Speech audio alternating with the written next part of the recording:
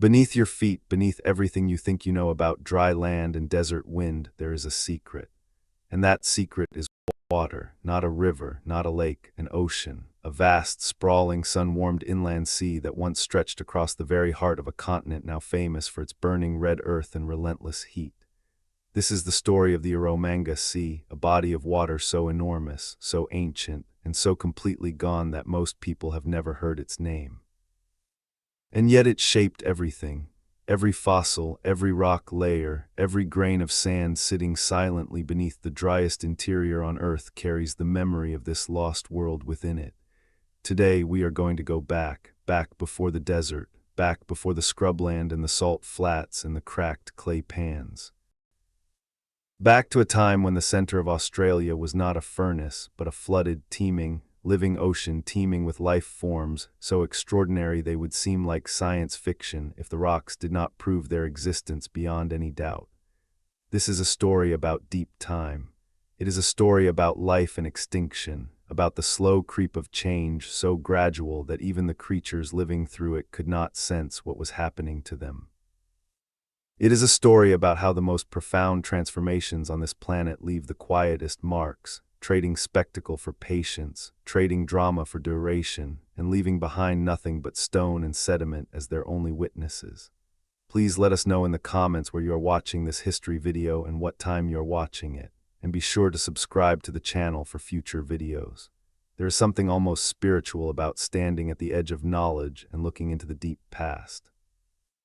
When scientists and geologists first began piecing together the evidence that a massive inland sea had once existed in the center of Australia, the reaction from many people was one of pure disbelief. The idea seemed too strange, too impossible. The Australian interior today is one of the harshest, driest, most forbidding landscapes on the surface of this planet. Temperatures swing from scorching summer highs that blister the skin to cold desert nights that drive you indoors. Rainfall is unpredictable, often non-existent for years at a stretch. The rivers that do exist are mostly dry channels waiting for water that may never come. The vegetation is sparse, adapted to scarcity, every leaf and root a marvel of biological engineering designed to survive on almost nothing. This is not a place you look at and think, ocean, and yet the evidence is undeniable. The rocks speak clearly to those who know how to listen. The story of the Eromanga Sea begins not with the sea itself, but with the deep geological architecture of the continent that would eventually hold it. Australia is, geologically speaking, one of the most ancient and stable landmasses on Earth. Its interior, often called the Cratonic core, is built upon some of the oldest rock on the planet, formations that have not been significantly disturbed by tectonic upheaval in hundreds of millions of years. While other continents have been folded and crumpled by mountain-building events, while coastlines have been swallowed by subduction zones, and new land has been pushed up from the ocean floor, the heart of Australia has remained comparatively still. This geological stillness is crucial to understanding everything that came after. A stable, tectonically quiet interior means flat land, and flat land sitting at or near sea level is extraordinarily vulnerable to flooding when ocean levels rise. And rise they did, but to understand why they rose, we need to step even further back in time, back to the broader planetary context that set the stage for everything. We are talking about a period in Earth's history stretching roughly from about 140 million years ago to around 95 million years ago, a span of time that encompasses what geologists call the mid-Cretaceous period. This was a world profoundly different from the one we inhabit today. The continents were arranged differently, still in the process of separating from the ancient supercontinent of Gondwana. The climate was dramatically scale, and perhaps most importantly for our story, the polar ice caps were either dramatically reduced or in some periods essentially absent altogether. Try to hold that thought for a moment, a world without significant polar ice. A world where the freezing, crushing weight of glaciers and ice sheets that today lock away enormous volumes of water simply does not exist in the same way.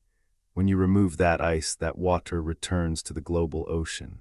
And when that water returns to the global ocean, sea levels rise. not by a few centimeters, not by the kind of incremental measurements we debate and discuss today. We are talking about sea level rise on a scale that is almost incomprehensible from our present vantage point. Estimates suggest that during peak warm periods in the Cretaceous, global sea levels may have been anywhere from 100 to 200 meters higher than they are today. 100 to 200 meters, that is not a flood, that is a transformation, that is continents being redrawn. That is entire interior landscapes, flat and low-lying and tectonically passive, disappearing beneath the surface of shallow, warm, sunlit water. This is precisely what happened in Australia. As sea levels climbed during the warm Middle Cretaceous, water began to push inward from multiple directions, flowing across the low edges of the continent and filling the vast natural basin of the interior. The basin itself had been forming for tens of millions of years prior, a feature called the Eromanga Basin, a region of gentle subsidence where the land surface had slowly sagged and lowered, creating a natural bowl at the heart of the continent. This basin would become the floor of the sea that now bears its name. Water from the ancient Tethys Sea, that great equatorial ocean that once separated Gondwana from the northern continents, contributed to the flooding. Water pushed up from the south. Water crept in from multiple coastal directions, and slowly, over timescales measured not in years or centuries, but in hundreds of thousands and millions of years, the center of Australia filled with seawater. The result was something almost miraculous in its sheer scale. At its maximum extent, the Eromanga Sea covered an area estimated at roughly 2 million square kilometers or more. Some estimates suggest it may have been even larger depending on how you define its boundaries and at what specific point in its history you are measuring it.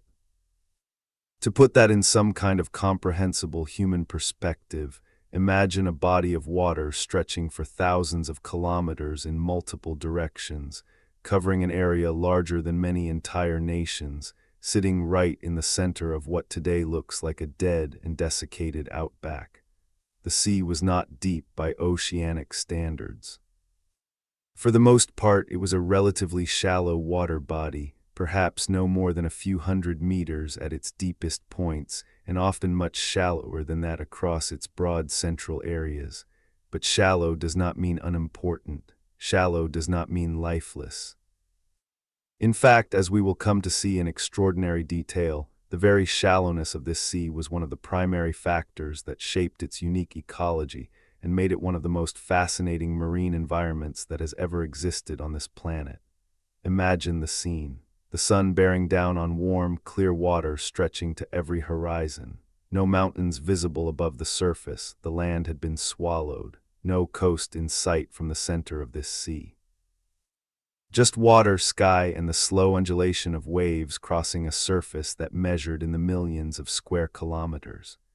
Below the waterline, light penetrating through the clarity of the shallow sea, illuminating a seafloor carpeted with sediment, dotted with invertebrate life, threaded through by currents moving in slow circular patterns influenced by the wind above and the gentle thermal gradients within the water column. This was the Eromanga Sea.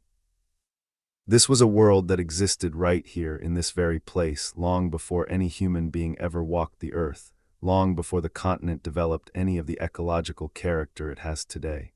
But let us not move too quickly. Before we dive, and the word is entirely appropriate, into the ecology and biology of this extraordinary sea, it is worth spending more time with the geology, because the geology is not just background scenery. It is the story itself.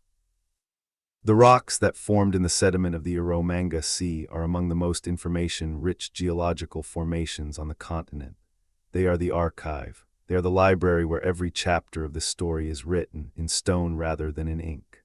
Layers of mudstone, limestone, siltstone, and shale, each layer deposited over thousands or millions of years, each layer capturing a snapshot of what the sea was like at a particular moment in deep time.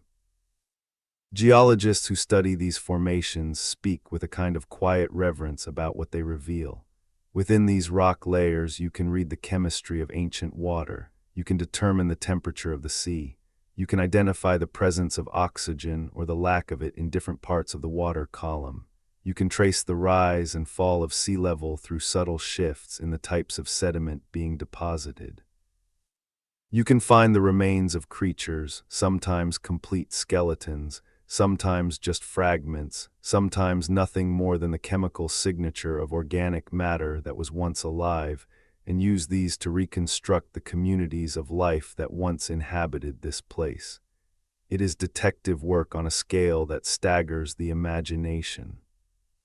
And it is detective work that has been going on for well over a century, gradually building up a picture of the Eromanga Sea that is now detailed enough to allow us to speak about it with considerable confidence. The sediments of the Eromanga Basin have been studied intensively for multiple reasons, not all of them purely scientific.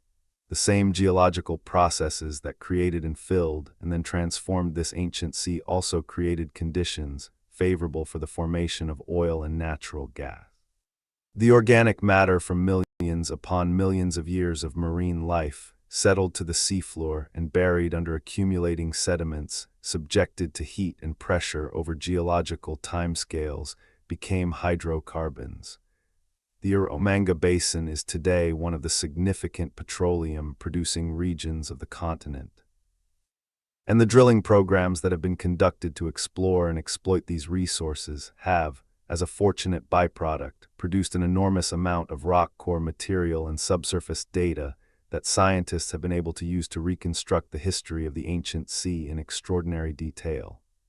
Sometimes the instruments of industry and the tools of science align in ways that benefit both, and the exploration of the Eromanga Basin is one of the clearest examples of this phenomenon. But let us set aside the economic dimensions and return to the ancient world, because what those drill cores and those exposed rock outcrops across the arid interior have revealed is a picture of remarkable richness and complexity. The Eromanga Sea was not a simple, uniform body of water. It had structure, it had variation, different parts of the sea, different temperatures, different levels of productivity. There were areas where the water was clearer and others where it was more turbid. There were shallower zones near what would have been the ancient shorelines, though those shorelines were often hundreds of kilometers from the deep central regions, and deeper zones in the center of the basin where sediment accumulated more rapidly. The sea had currents driven by the prevailing winds and by the temperature differences between the equatorial waters that fed into it and the slightly cooler waters from the south. These currents created patterns of mixing that influenced where nutrients accumulated and where productivity was highest. Productivity in a marine environment means, at its most fundamental level, the growth of phytoplankton, microscopic, photosynthetic organisms that are the absolute foundation of almost every marine food web. In the Eromanga Sea, phytoplankton thrived. The warm, shallow, sunlit water was ideal for their growth. The nutrients carried in by the slow circulation of the sea's waters were present in sufficient quantities to support dense blooms. And where phytoplankton bloom, everything else follows. The zooplankton come to feed on the phytoplankton. The small fish come to feed on the zooplankton. The larger fish come to feed on the small fish. And above all of that, sitting at the apex of the food chain, come the great predators that we will discuss in careful and loving detail as we move deeper into this story. But before we reach those predators, let us linger for a moment with the smaller organisms, because they are in many ways the most scientifically fascinating components of this ancient ecosystem, and also the most poorly appreciated by general audiences. The Eromanga Sea was filled with ammonites, cephalopod mollusks related to the modern nautilus, but displaying an extraordinary diversity of forms and sizes. Some ammonites were small, perhaps only a few centimeters in diameter, their coiled shells delicately ridged and ornamented with complex geometric patterns. Others were enormous, their shells reaching diameters of a meter or more, drifting through the water column like slow, ancient moons. Ammonites are among the most important of all fossil organisms for understanding the Cretaceous period, partly because they evolved rapidly, and their different species are characteristic of very specific time intervals, making them extraordinarily useful as what geologists call index fossils, biological clocks, in a sense, that allow you to date the rock layers in which they are found with considerable precision.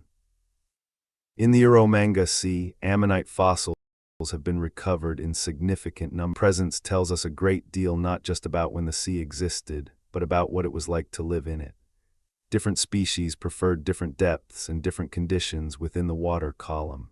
Some were active, fast-moving predators in their own right, chasing small fish and crustaceans through the open water.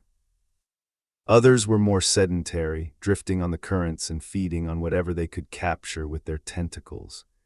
Together, they formed a diverse and complex community that occupied multiple ecological niches simultaneously, creating a web of interactions that was far more intricate than it might appear at first glance. Alongside the ammonites were belemnites, another group of cephalopod mollusks, but quite different in form.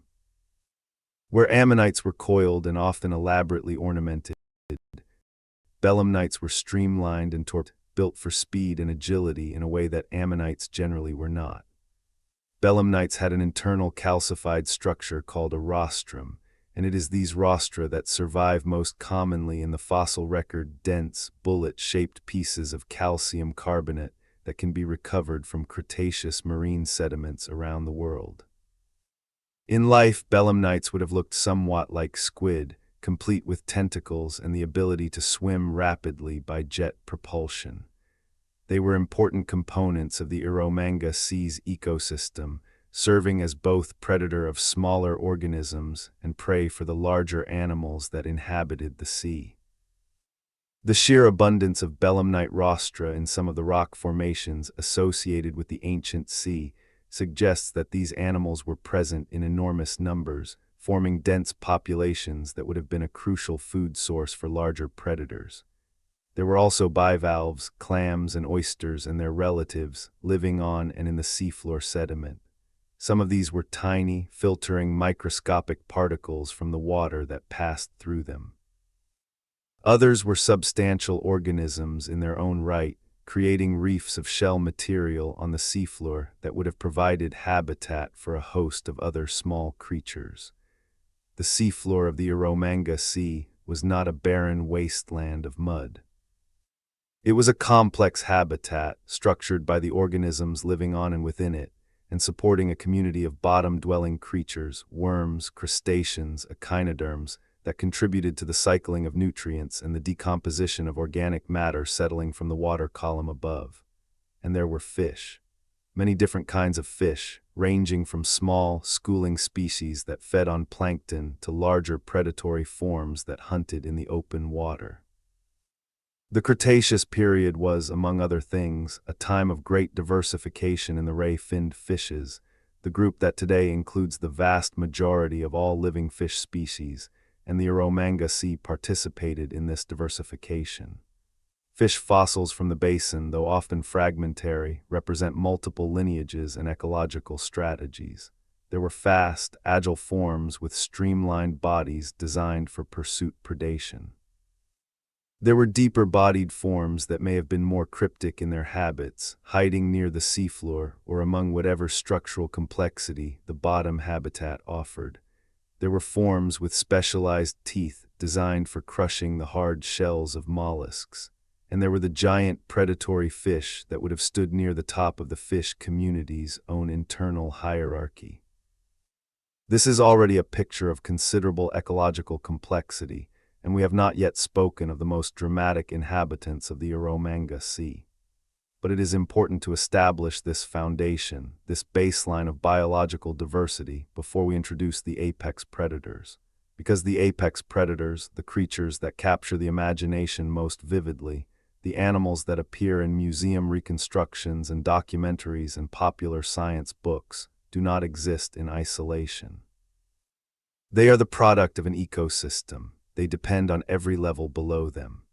The great marine reptiles that inhabited the Eromanga Sea were not magical creatures that appeared from nowhere.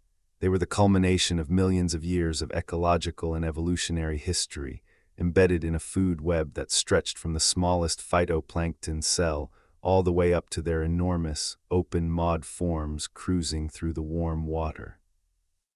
With that context in place, let us finally meet the inhabitants that define the sea in the public imagination, and they are truly extraordinary.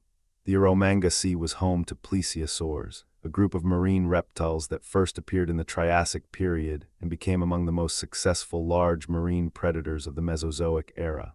Plesiosaurs came in two basic body plans, though the reality is considerably more complex than this simple division suggests. The first type, the long-necked plesiosaurs or plesiosauroids, had small heads, extremely elongated necks that in some species comprised more than half the total body length, compact barrel-shaped bodies, and four large flippers. The second type, the short-necked plesiosaurs or pleosauroids, had enormous heads equipped with massive jaws filled with large, conical teeth, much shorter and more powerful necks, and similar four-flipper body plans. Both types were present in the Eromanga Sea, and their contrasting body plans reflect contrasting ecological strategies that we will examine in considerable detail. But first, let us simply appreciate the scale of these animals. The long-necked forms found in the Eromanga Sea include some remarkable specimens. Elasmosaurids, the family that includes some of the most extremely long-necked plesiosaurs known from anywhere in the world, were present here. Some of these animals reached total body lengths of 8, 10, or even more meters, with their extraordinary necks accounting for a disproportionate fraction of that length. Imagine an animal the length of a school bus, with a neck so long and so flexible that it could have reached over the roof of a two-story building while the body remained on the ground floor. This is not hyperbole. This is the biological reality of what these creatures looked like, confirmed by the fossils that have been carefully extracted from the ancient rock layers of the Eromanga Basin. Among the most famous of all Australian plesiosaur fossils is the specimen found near the town of Boulia in Queensland, a region that sits squarely atop the ancient Eromanga Sea's bed.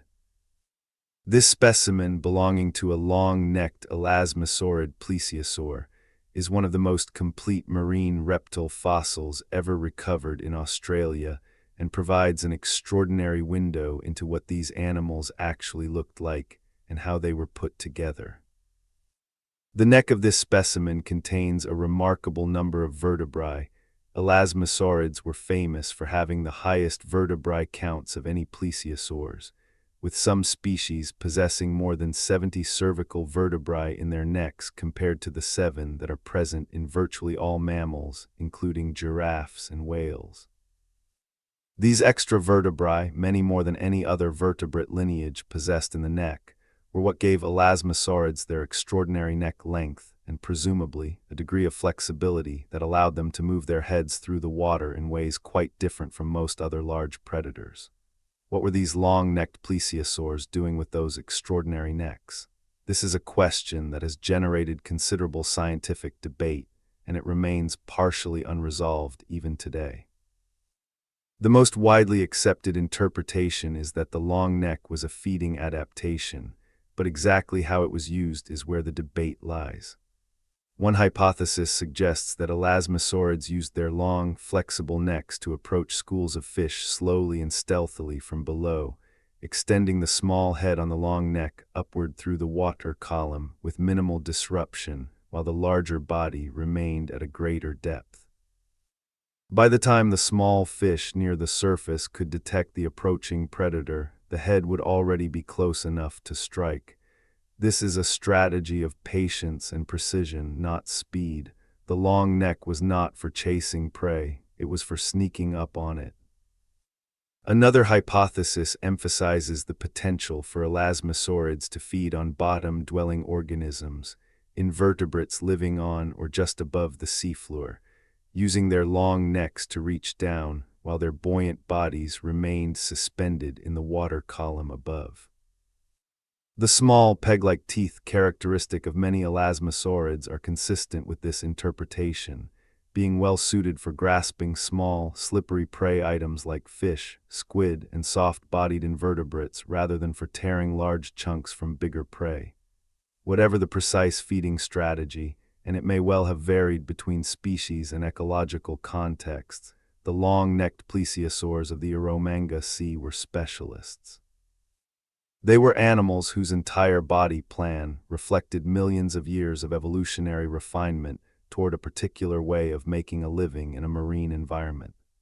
The stomach contents of some plesiosaur fossils from the Cretaceous period, when they have been preserved, provide tantalizing glimpses of what these animals actually ate. Fish vertebrae and scales have been found in association with plesiosaur skeletons, confirming that fish were indeed an important part of the diet. There is also evidence for the consumption of cephalopods. Both ammonites and belemnites appear to have been prey items for at least some plesiosaur species. Small stones called gastroliths have been found in association with plesiosaur skeletons from multiple sites around the world, and these are thought to have served either as ballast to help control buoyancy or as a means of grinding up hard-bodied prey in the stomach. The presence of gastroliths in an animal that lived its entire life in the ocean is in itself a fascinating detail. Where did it acquire these stones? Almost certainly from land, suggesting that plesiosaurs had some interaction with coastal environments where pebbles and stones were available, or that they inherited gastroliths from ancestors that spent time on land. But plesiosaurs were not the only large marine reptiles in the Eromanga Sea. Far from it. The sea was also home to Kronosaurids, a group of short-necked, large-headed plesiosaurids that represent some of the most formidable marine predators in the entire history of life on Earth. The name is not accidental. Kronosaurus, named for the ancient titan who consumed his own children, was a predator of almost mythological proportions. Estimates of its total length have varied considerably over the years as different specimens have been discovered and analyzed, but the largest individuals were certainly in the range of 10 to 11 meters, possibly even somewhat larger. More important than the total length, however, was the structure of the head. Kronosaurus had a skull that was enormous even by the standards of large marine predators. Some estimates put the skull length at around 2.5 to 3 meters, which means the head alone was longer than a large modern great white shark. And that head was filled with conical, pointed teeth set in powerful jaws that could generate crushing bite forces capable of dealing with virtually any prey animal in the sea. Kronosaurus was not a stalker. It was not a creature of patience and precision in the way that the long-necked plesiosaurs apparently were. Kronosaurus was built for power.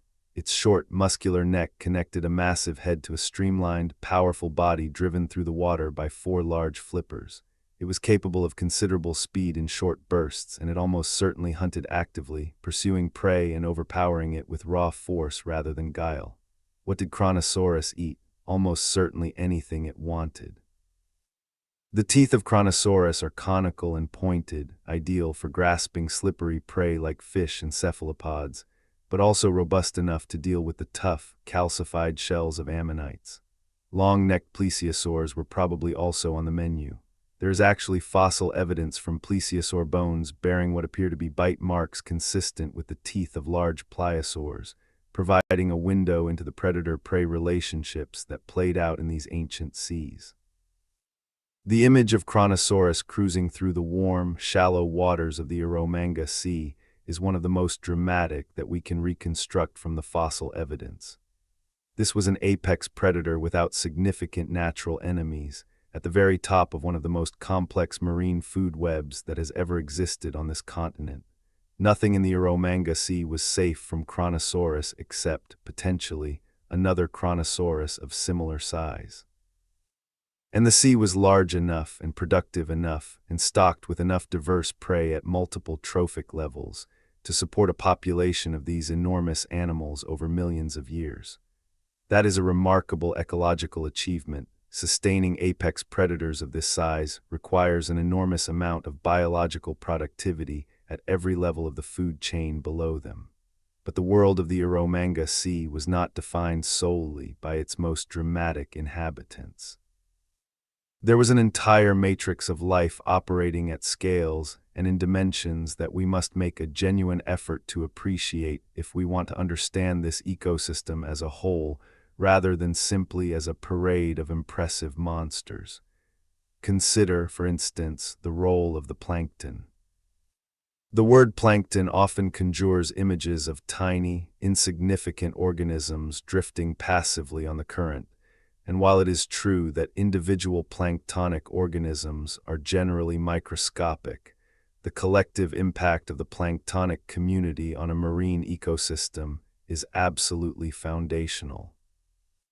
In the Eromanga Sea, the planktonic community would have included not just the phytoplankton we have already mentioned, but also a diverse array of zooplankton, tiny crustaceans, larval forms of many different invertebrate species, foraminifera, radiolaria, and a host of other microscopic or near-microscopic organisms that form the middle links in the food chain, connecting the primary producers to the larger consumers.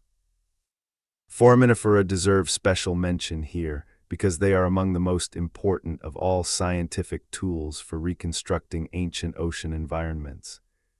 These single-celled organisms, related to amoebas, build tiny shells of calcium carbonate that accumulate on the seafloor in enormous quantities after the organisms die. The species composition of foraminiferal assemblages in a rock sample tells you an enormous amount about the conditions under which the sediment was deposited, the temperature of the water, its chemistry, its depth, the level of oxygen present. In the rock formations of the Eromanga Basin, foraminiferal assemblages have been studied extensively, and they have contributed crucially to our understanding of the conditions that prevailed in this ancient sea during different periods of its history. They are tiny organisms, individually invisible to the naked eye, but collectively they are among the most eloquent narrators of geological history that we possess. The chemistry of the Eromanga Sea is another dimension worth exploring carefully. The sea received its water from multiple sources, from the open ocean as sea levels rose, but also from rivers draining the surrounding land, and from groundwater moving upward through the porous rocks of the basin. Each of these sources had slightly different chemical characteristics, and the mixing of these waters, combined with the intense evaporation driven by the warm climate and the strong Australian sunlight, would have created a somewhat variable chemical environment across the sea's extent. In general, the sea was connected to the global ocean and therefore maintained roughly marine levels of salinity, at least in its more open, central regions. But in shallow, marginal areas, particularly where connection to the open ocean was restricted and evaporation was highest, salinity would have been elevated, creating conditions that only particularly salt-tolerant organisms could exploit. This chemical variability had important consequences for the distribution of life within the sea. Different species had different tolerances for salinity, temperature, and other chemical parameters. This means that the Eromanga Sea was not ecologically uniform across its entire extent. It had zones, areas with distinct ecological characters, dominated by different species assemblages and supporting different food web structures. The deeper, more open water central regions of the sea would have had quite different communities from the shallow, potentially hypersaline marginal areas.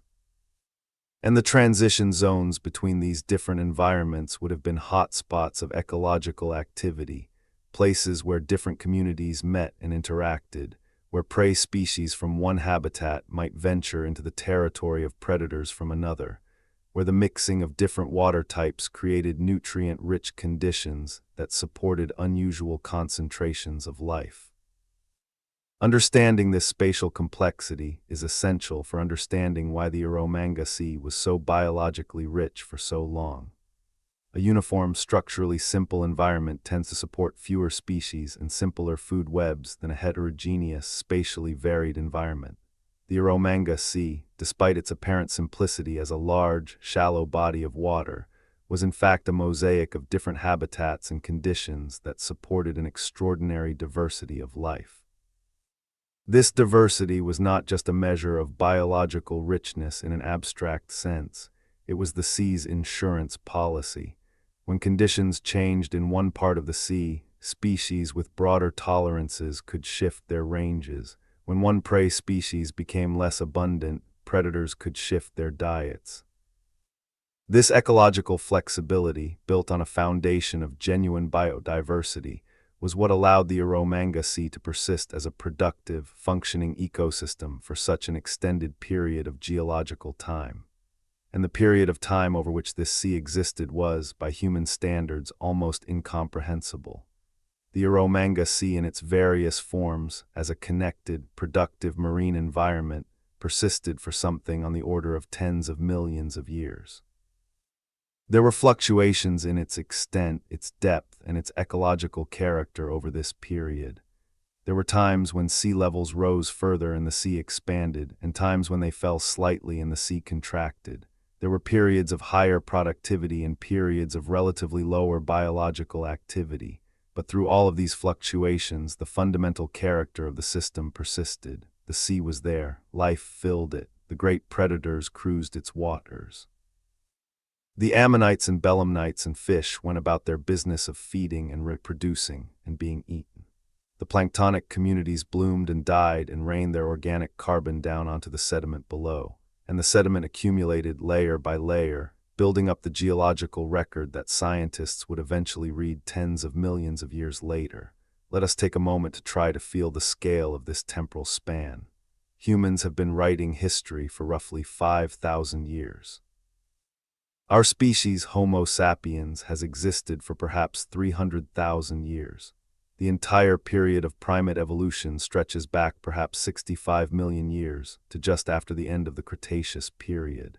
The Eromanga Sea predates all of this by a substantial margin. When Kronosaurus was cruising through the warm water of the Australian interior, there was no Australia as we would recognize it today. There were no mammals of any significant size anywhere on the planet. The flowering plants that dominate almost every terrestrial ecosystem on Earth today were still in the early stages of their evolutionary radiation. The dinosaurs still had tens of millions of years ahead of them before their eventual extinction. Everything we consider normal about the living world, the dominance of mammals, the prevalence of flowering plants, the familiar arrangements of continents and oceans, all of this was in the future. The Eromanga Sea belongs to a world so different from our own that it requires a genuine act of imagination to bridge the gap. And yet, those rocks exist, those fossils exist, the evidence is there, locked in the stone, waiting to be read. This is one of the most profound and moving aspects of paleontology and geology as sciences. The past is not truly gone, it is just transformed. It is encoded in mineral form, preserved in the slow language of chemistry and physics, and it speaks to us if we are patient enough to learn its language. The scientists who have devoted their careers to studying the Eromanga Sea, the geologists who have mapped its extent through subsurface drill cores and surface outcrops, the paleontologists who have painstakingly extracted and analyzed the fossils of its inhabitants, the geochemists who have read the chemical signatures of its ancient waters from the composition of its sedimentary rocks, these people are not merely academics engaged in esoteric research. They are translators. They are the people who make the deep past accessible to the rest of us. And what they have translated in the case of the Eromanga Sea is an account of a world that is both utterly alien and deeply familiar, a world where life organized itself into the same fundamental patterns that we see in the oceans today, even if the specific players were entirely different. Now, as we move deeper into this exploration, it is time to address the broader geological context of the Cretaceous period in more detail, because the Eromanga Sea did not exist in isolation. It was part of a global system of climate, ocean circulation, and biological evolution that connected every part of the planet to every other part in ways that we are still working to fully understand. The Cretaceous period, which spans from approximately 145 million years ago to 66 million years ago, was one of the most remarkable intervals in Earth's history from the perspective of global climate. It was, in broad terms, a greenhouse world, a world in which elevated concentrations of carbon dioxide and other greenhouse gases in the atmosphere maintained globally warm temperatures and suppressed the formation of polar ice sheets. The sources of this elevated atmospheric carbon dioxide during the Cretaceous are multiple and interrelated. Volcanic activity was considerably more intense during this period than it has been in more recent geological time, with enormous volumes of lava being erupted from what are called large igneous provinces, vast underwater and surface volcanic events that released enormous quantities of carbon dioxide into the atmosphere over millions of years. The breakup of Gondwana and the associated tectonic activity also contributed to elevated volcanism and the release of greenhouse gases. And the arrangement of the continents during the Cretaceous, with more land at lower latitudes and the poles less isolated by continental configurations, meant that heat was distributed more efficiently from equator to poles, reducing temperature gradients and further moderating the global climate. The result was a world that was warmer from pole to pole than anything we have experienced in human history. Even the high latitudes, the regions near the poles, were significantly warmer during peak Cretaceous warmth than they are today. There is fossil evidence of diverse forests in polar regions during parts of the Cretaceous. There is evidence of warm water marine organisms at latitudes that today experience polar conditions.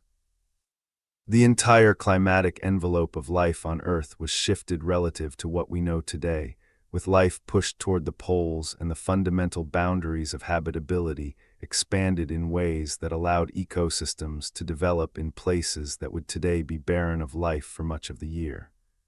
For the Eromanga Sea, this global warmth was the essential enabling condition. Without the Cretaceous greenhouse climate, without the reduction of polar ice and the consequent rise in global sea level, there simply would have been no sea. The Australian interior would have remained dry land, or at most been influenced by flooding rivers and inland lakes during particularly wet periods.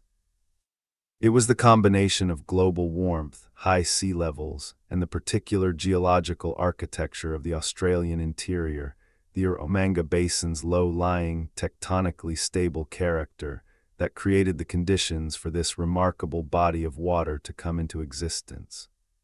Understanding this connection between global climate and local geography is one of the most important lessons that the Eromanga Sea has to teach us. We often think of geological and ecological events as local phenomena, as stories with local casts of characters and local settings. But in reality, the local is always embedded in the global. The Eromanga Sea was a product of global climate dynamics playing out across a particular local landscape. Changes in global climate would eventually drive the sea's demise just as they had enabled its formation. And the ecological story that played out within the sea, the evolutionary arms race between predators and prey, the development of specific ecological strategies adapted to the sea's particular conditions, the gradual accumulation of biological diversity over millions of years, all of this was shaped at every level by the broader global context. Let us also spend a moment considering the relationship between the Eromanga Sea and the broader pattern of global ocean circulation during the Cretaceous. The modern global ocean is characterized by a pattern of deep water circulation driven largely by temperature and salinity differences between polar and tropical regions. Cold, dense water forming at the poles sinks and spreads along the deep ocean floor, creating a global conveyor belt of circulation that distributes heat, nutrients, and oxygen throughout the world's oceans. This system, called thermohaline circulation, is critically important to modern ocean biology and climate regulation. But during the Cretaceous, with reduced temperature gradients between equator and poles, this pattern of deep water formation and circulation was fundamentally different. The deep ocean during much of the Cretaceous may have been poorly oxygenated, with limited circulation bringing fresh, oxygen-rich water to the depths. This matters for the Eromanga Sea because of what happened at the seafloor. If deep water circulation was sluggish and oxygen delivery to the bottom waters was limited, then the conditions at the seafloor of the sea would have been periodically or even permanently anoxic, lacking in oxygen. Anoxic seafloor conditions have important implications for the preservation of organic matter. When bottom waters are well oxygenated, organisms living on and in the sediment consume organic matter as it settles from above, recycling its constituent nutrients and preventing it from being buried and preserved. But when bottom waters are anoxic, these scavengers and decomposers are absent, and organic matter accumulates in the sediment, building up the rich, carbon-rich deposits that are the precursors to petroleum. The oil and gas resources of the Eromanga Basin today are, in a very direct sense, the transformed organic matter of the Cretaceous marine ecosystem that once inhabited this region. The great predators and the dense schools of fish and the blooming phytoplankton of the Eromanga Sea are, in a quite literal chemical sense, the raw material from which the hydrocarbons of the basin were ultimately formed. This is one of the most extraordinary instances of geological transformation, the living energy of an ancient ecosystem, captured in the chemical bonds of organic molecules, buried, compressed, heated, and converted over tens of millions of years into the fuel resources that human civilization would eventually extract and use. There's something almost poetic about this transformation, a continuity of energy flowing from ancient sunlight through ancient phytoplankton through the food chain of an ancient sea, into the rock, and eventually back out into the human world in a form we call petroleum. Of course, there is also considerable irony in it, but that is a discussion for another time and place. What we want to focus on here is the ecological story, and specifically the way in which the Eromanga Sea's unique combination of characteristics, its shallowness, its warmth, its relatively confined geography compared to the open ocean, its particular arrangement of currents and productivity patterns, shaped the evolution and behavior of the creatures that lived within it. Because this is where the story becomes most interesting, most subtle, and ultimately most instructive for understanding how complex ecological systems work. Consider the question of ecological confinement. The Eromanga Sea, despite its vast surface area, was not the open ocean. Its connections to the global ocean were limited and probably fluctuated over time as sea levels rose and fell. This semi-enclosed character had profound consequences for the sea's ecology. In an open ocean environment, populations of large marine predators are distributed across an essentially unlimited space. Prey can disperse, predators can range widely, and the interactions between predator and prey play out across a geographic canvas so large that local fluctuations in population density are easily absorbed by movement from other areas. But in a semi-enclosed sea, these dynamics work quite differently. The total available habitat is fixed. The total food supply is limited. Populations of large predators cannot expand indefinitely, and the carrying capacity of the system, the maximum number of large predators it can sustainably support, is determined by the productivity of the enclosed environment rather than by the productivity of the global ocean as a whole. This confinement had several important ecological consequences. First, it concentrated competitive interactions. Plesiosaurs and Kronosaurids, sharing the same enclosed body of water, were in direct competition for the same limited pool of prey resources in a way that they would not have been in the open ocean. This competition would have exerted selection pressure on each species to minimize overlap with the others, to develop or refine ecological specializations that reduced the degree to which they were in direct competition for exactly the same food items.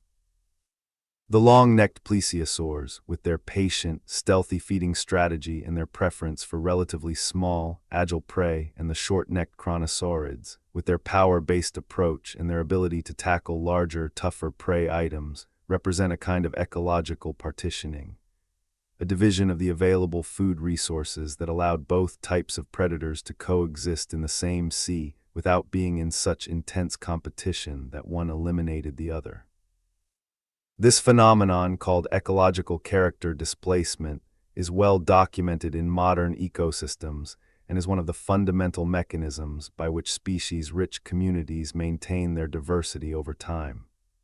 When two species that eat similar food occur together, natural selection tends to favor individuals of each species that are most different from the other, most specialized for a particular component of the shared food resource. Over evolutionary time, this leads to the divergence of the two species in their feeding ecology, behavior, and often in their morphology, as each becomes increasingly specialized for its particular ecological role. The ecological diversity of large marine reptiles in the Eromanga Sea may be at least partially a product of this process, with the confined nature of the sea accelerating competitive interactions and driving the evolution of increasingly specialized ecological strategies among the major predator groups. But the consequences of confinement were not only positive for the ecosystem. The same semi-enclosed character that concentrated competitive interactions and drove ecological diversification also meant that the Eromanga Sea's inhabitants were, in a sense, trapped. When conditions changed, when the sea began to contract, when water levels dropped, when salinity rose, the animals could not simply move to a different part of the ocean. There was no other part of the ocean to move to. The connections to the broader global ocean were limited, and in some periods perhaps entirely absent, meaning that the fauna of the Eromanga Sea could not be replenished from elsewhere when local populations declined. This vulnerability, this dependence on a single, finite, geographically restricted environment would ultimately prove to be the seed of the sea's ecological collapse, but that collapse lay in the future. For the long middle period of the sea's history, the same confinement that would eventually doom its inhabitants was also what made the ecosystem so distinctive, so ecologically fascinating, and so biologically productive. Let us now think carefully about the daily rhythms of life in this ancient sea, because the geological and ecological frameworks we have been building need to be given flesh and movement if we want to truly understand what this world was like. Close your eyes for a moment, or rather, let the words do the closing, and try to inhabit the Eromanga Sea at the height of its biological richness, perhaps 115 million years ago. The sun rises over the shallow water, its light immediately penetrating to significant depth through the clear, warm sea.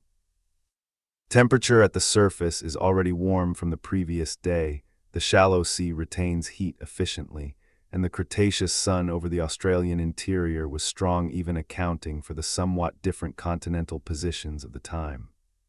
Almost immediately, the surface waters begin to warm further, setting up a slight thermal stratification between the warmer surface layer and the slightly cooler water below. In the top meter of the water column, microscopic phytoplankton, single-celled algae, and cyanobacteria begin the business of photosynthesis, harvesting sunlight and using it to build organic matter from dissolved carbon dioxide and nutrients. This process is the foundation of everything. Every living thing in the sea depends, directly or indirectly, on this daily sunrise moment when photosynthesis resumes. As the morning progresses, the zooplankton, which have descended to slightly deeper water during the night to avoid surface predators, begin their daily vertical migration back toward the surface to graze on the phytoplankton. This daily vertical migration is one of the most fundamental behaviors in marine ecology, and it occurs in virtually every marine ecosystem on Earth. By day, zooplankton follow the phytoplankton up toward the light-saturated surface. By night, they descend to deeper, darker, safer water, and in tracking this vertical movement of the zooplankton, the small fish that feed on them make their own version of the same journey. The whole water column pulses with this daily rhythm, a biological heartbeat that has been beating in the world's oceans for hundreds of millions of years. In the middle depths of the Eromanga Sea, a long-necked plesiosaur hangs almost motionless in the water, its four flippers making tiny, constant adjustments to maintain its position against the gentle drift of the current. Its small head sits at the end of an impossibly long neck, scanning the water above it with eyes evolved for vision in this clear, sunlit sea. It has been in this position for a long time, hours, perhaps, or even longer. This is not an animal in a hurry. This is not a creature that relies on speed or strength to make its living. It relies on patience, on stillness, on the ability to hold position without betraying itself through movement, waiting for the moment when a school of small fish passes close enough for a strike. The neck, when it moves, will move fast, faster than the overall body size of the animal might suggest.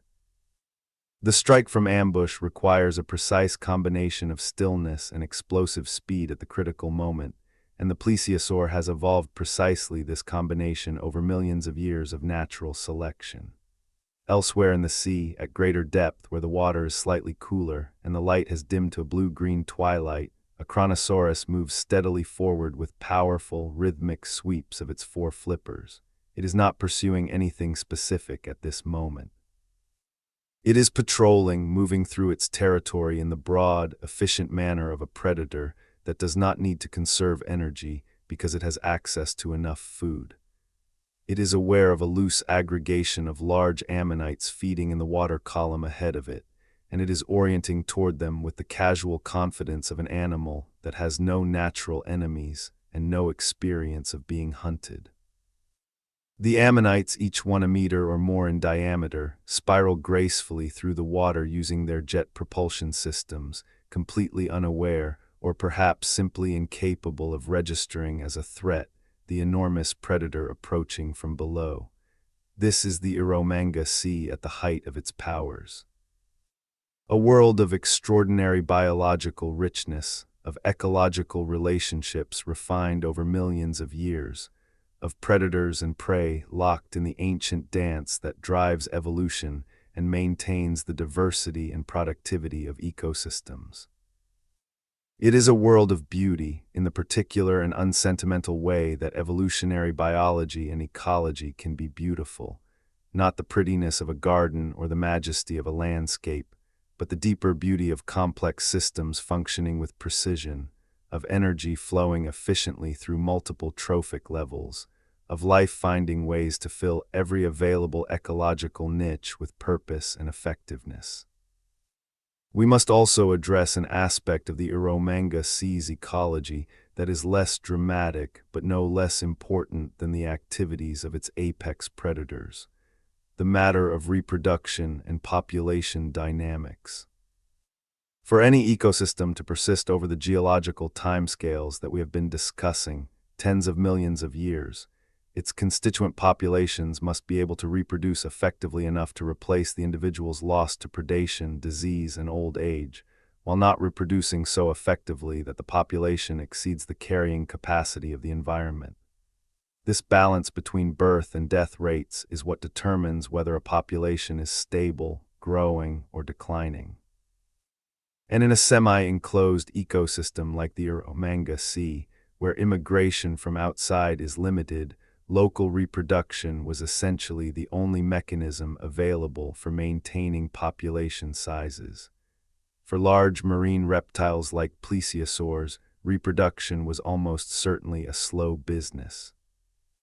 Based on comparisons with modern marine reptiles and on what limited direct evidence exists, plesiosaurs probably reproduced relatively slowly, with females giving birth to small numbers of live young, possibly even just one offspring at a time, after extended gestation periods. This is a reproductive strategy called K-selection in ecological terminology. Invest heavily in few offspring, providing each one with enough resources and parental care to give it a good chance of surviving to reproductive age. In contrast to the reproductive strategies of smaller, faster reproducing organisms like fish and invertebrates, which might produce millions of eggs per breeding season with very low survival rates for individual offspring, large marine reptiles were betting everything on a small number of carefully produced young. This slow reproductive rate has important implications for population dynamics and resilience. A population of small fish can, in principle, recover from a significant decline in numbers relatively quickly. A single good breeding season can dramatically increase the number of individuals in the population. But a population of large marine reptiles with a slow reproductive rate cannot do this.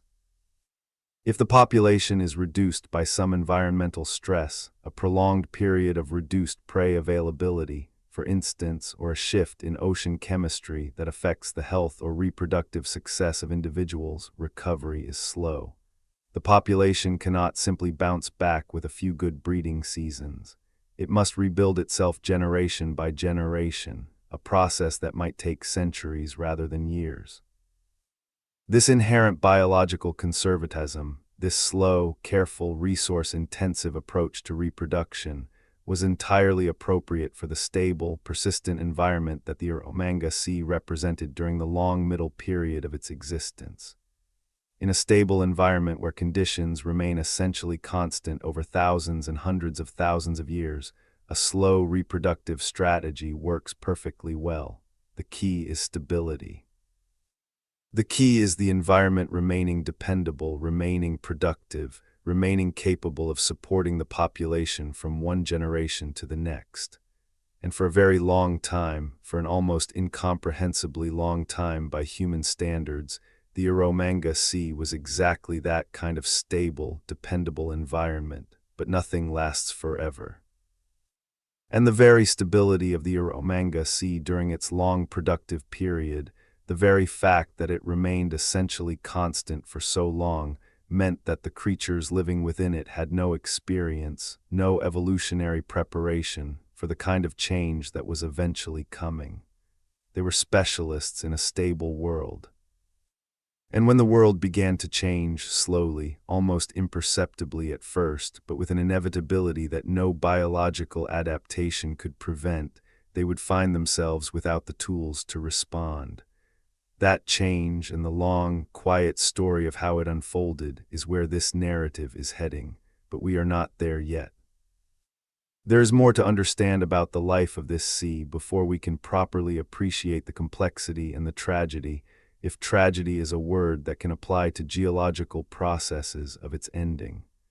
We need to understand more about the physical dynamics of the sea itself, its currents, its seasonal rhythms, its response to the larger climatic patterns of the Cretaceous world. And we need to understand more about some of the other creatures that inhabited it, creatures that played important ecological roles, even if they have not received the same popular attention as the great marine reptiles. Among these less celebrated but ecologically significant inhabitants were the marine turtles.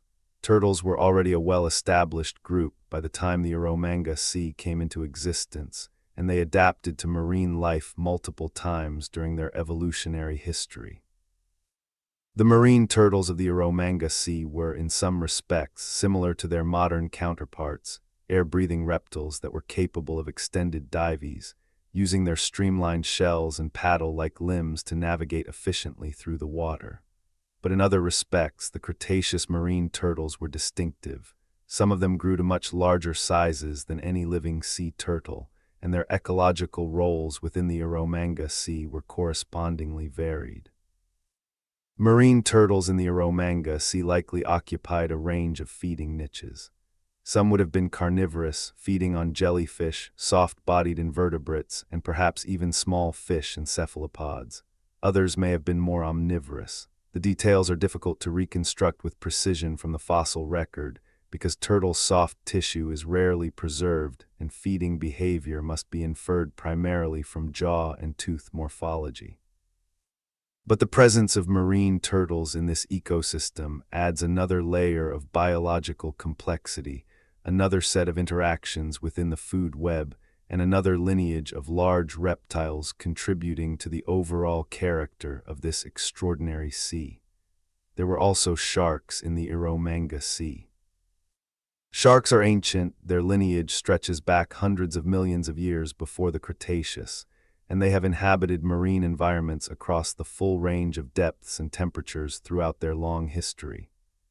The sharks of the Eromanga Sea were diverse in size and feeding strategy, ranging from relatively small species that preyed on fish and invertebrates to larger forms that would have been formidable predators in their own right. Shark teeth, which are among the most durable and therefore most commonly preserved components of a shark's anatomy, have been recovered from Cretaceous marine deposits across the Eromanga Basin, confirming the presence of multiple shark species in this ancient sea. The ecological role of sharks in the Eromanga Sea ecosystem was almost certainly important, even if they were not the dominant apex predators that they might be in other marine environments. In the Eromanga Sea, the great marine reptiles, particularly the Kronosaurids, occupied the very top of the food chain in a way that probably limited the ecological space available for large sharks. But sharks at intermediate sizes and trophic levels would have been important predators of fish and invertebrates, and their role in the food web, as both hunters and, potentially, as prey for the largest plesiosaurs and Kronosaurids, would have contributed to the overall functioning and stability of the ecosystem. Rays and skates, the flattened, bottom-dwelling relatives of sharks, were also likely present in the Eromanga Sea, though their fossil record from this particular basin is less complete than that of the more actively swimming sharks. Bottom-dwelling elasmobranchs would have occupied the benthic zone of the sea, feeding on the invertebrates living in and on the seafloor sediment. Their presence would have linked the bottom community more directly to the mid-water food web, serving as conduits for the energy stored in benthic invertebrates to be transferred up to the larger, more mobile predators that occasionally fed on rays and skates. What emerges from all of this detail is a picture of an ecosystem that was layered, interconnected, and dynamic in ways that go far beyond the simple narrative of big predators eating smaller prey. The Eromanga Sea was a functional ecological system in the fullest sense of the term, a system in which every organism played a role, in which energy and matter cycled through multiple pathways simultaneously, in which the behavior and abundance of any one species influenced the behavior and abundance of many others in ways that sometimes could not be traced through simple linear chains of causation. This is the real nature of ecosystems, not linear food chains but food webs, tangled, complex, non-linear networks of interaction that are simultaneously fragile in certain ways and remarkably robust in others. The robustness of the Eromanga Sea's ecosystem during its long productive period came from precisely this complexity. When any single species became less abundant, whether because of a temporary reduction in its own food supply, or because of unusual predation pressure, or because of some environmental fluctuation, the many other species in the system could compensate. Predators could switch prey. Prey species could exploit temporarily reduced predation pressure to increase their populations. The flow of energy through the food web could be rerouted through different pathways without the whole system collapsing. This redundancy, this multiplicity of pathways through which energy could flow, is the fundamental source of ecological resilience in any complex system. And the Eromanga Sea, with its rich and diverse community of organisms at every trophic level, had this redundancy in abundance. This is the picture of a system in its prime. Robust, diverse, productive, stable over geological timescales, its component species finely adapted to the particular conditions of this particular place. It is a picture of biological success on a grand scale, and it demands our admiration even as we know, from our position of temporal hindsight, that it is destined to end. For the geological record tells us with the same clarity that it tells us about the sea's existence and richness that this world eventually did end. The sea eventually retreated. The land eventually re-emerged. The great marine reptiles eventually disappeared from the region. The ammonites and belemnites and fish that filled the water column eventually found themselves in a body of water that was shrinking, changing, becoming inhospitable. and the story of how that happened, of the slow, inexorable, geologically quiet process by which one of the most remarkable marine ecosystems in this continent's history wound down and disappeared, is a story that deserves to be told with the same care and attention that we have given to the story of the sea's formation and flourishing. That story, the story of the ending, requires us to understand the larger geological changes that were taking place during the latter part of the Cretaceous period. Changes in the configuration of the continents, changes in volcanic activity, and therefore in atmospheric greenhouse gas concentrations, changes in global sea level driven by these climatic shifts. And crucially, changes in the specific geography of the Australian continent and the Eromanga Basin that affected the sea's connection to the broader global ocean, and therefore its long-term viability as a marine environment. The Australian continent, as we noted earlier, is characterized by extraordinary geological stability. Its interior has not been significantly deformed by tectonic processes for hundreds of millions of years. But geological stability does not mean complete geological immobility. Even the most stable cratons experience gradual vertical movements, subtle uplifts and subsidences driven by changes in the temperature and density of the mantle rocks far below, by the redistribution of crustal stresses as the plates move, by the erosion of surface material and the consequent isostatic adjustment of the crust. During the Cretaceous and into the early Paleogene, the Australian continent was undergoing some of these subtle vertical adjustments, and they had consequences for the Eromanga Sea. In addition to these internal adjustments, the global sea level that had enabled the sea's formation was not static. Global sea level during the Cretaceous fluctuated not wildly, but measurably, in response to changes in the volume of ice stored at the poles, changes in the rate of seafloor spreading, which affects the average depth of the ocean basins and therefore sea level, and changes in the amount of water stored in continental aquifers and lakes.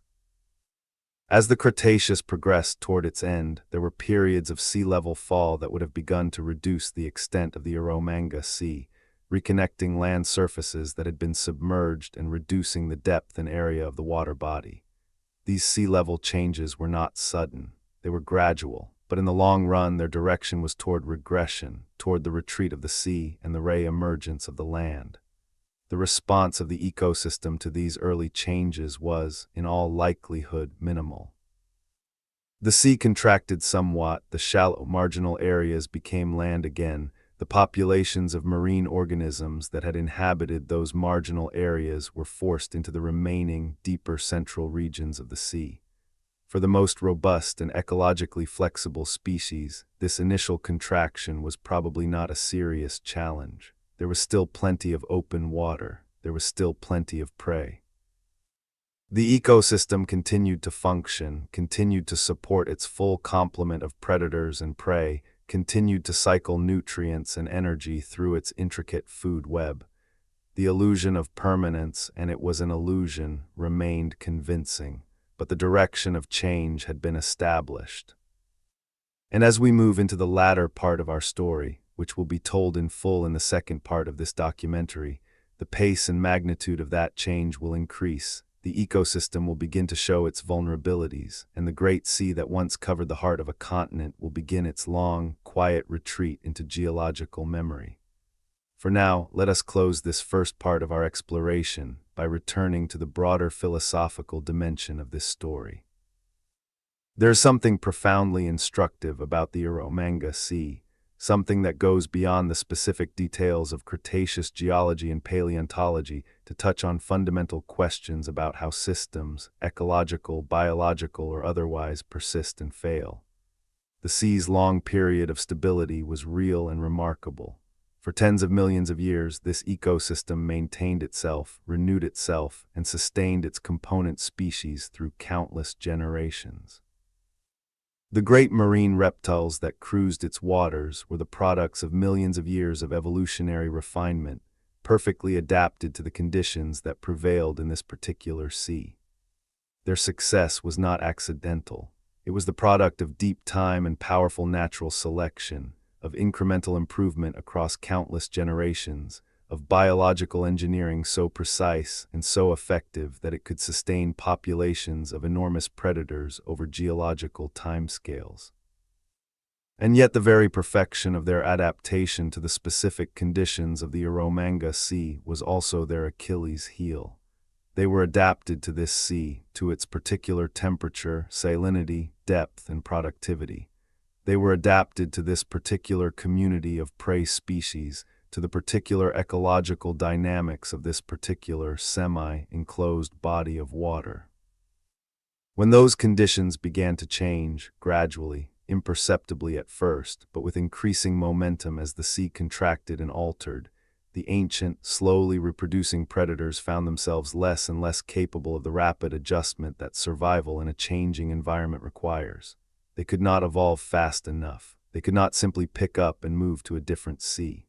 They could not diversify their diets quickly enough to compensate for the declining availability of their preferred prey. They were, in the deepest biological sense, prisoners of their own success, of the millions of years of evolutionary refinement that had made them so perfectly suited to a world that was now, slowly but surely, ceasing to exist. This is a pattern that we see repeated throughout the history of life on Earth. The most highly specialized organisms, those most perfectly adapted to a specific set of conditions, are often the most vulnerable to environmental change. Their very specialization, the source of their competitive advantage in a stable environment, becomes a liability in a changing one.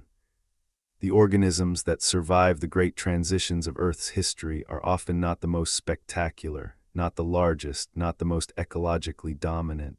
They are the generalists, the adaptable, the biological equivalent of all-terrain vehicles rather than Formula One racing cars. The Eromanga Sea's magnificent apex predators were Formula One racing cars, supremely optimized for a specific course, incapable of running on any other. And so we leave the sea for now, at the height of its powers, its waters warm and full of life, its apex predators at their most magnificent and most unknowingly vulnerable. The geological clock is ticking, the slow forces of planetary change are already in motion, and the future, though it is tens of millions of years away, is already being written in the movements of continents, the shifts of climate, the imperceptible draining of a sea that does not know it is dying.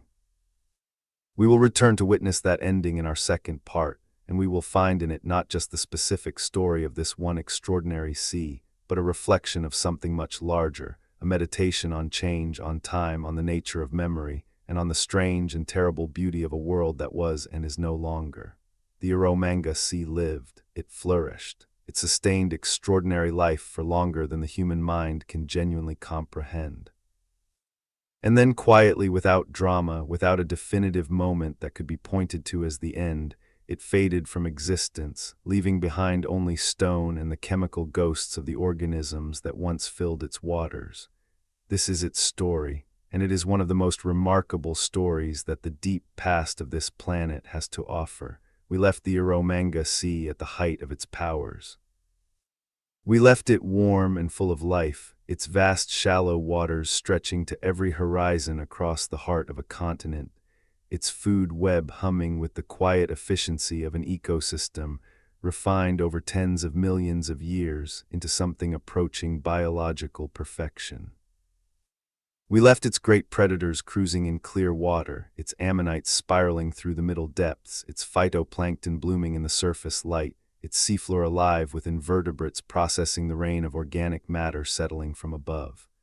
We left a world that appeared, to any hypothetical observer who might have inhabited it, to be permanent, unchangeable, fixed, a world that had always been this way and would always remain so. But the geological record does not lie. And what the rocks tell us, with the same patient clarity that they tell us everything else about this ancient world, is that the sea was already changing. The processes that would eventually drain it, silence it, and return its floor to the open air were already underway. They were moving with the unhurried pace of geological time, far too slowly for any living creature to detect, far too gradually to register as urgency in any biological system. But they were moving, and their direction was fixed. To understand the ending of the Eromanga Sea, we must first understand what it means for a sea to die. We are not talking about a catastrophe, not a meteorite impact, not a volcanic winter, not a sudden chemical poisoning of the water. We are talking about something far more subtle, far more gradual, and in many ways far more instructive precisely because of its subtlety.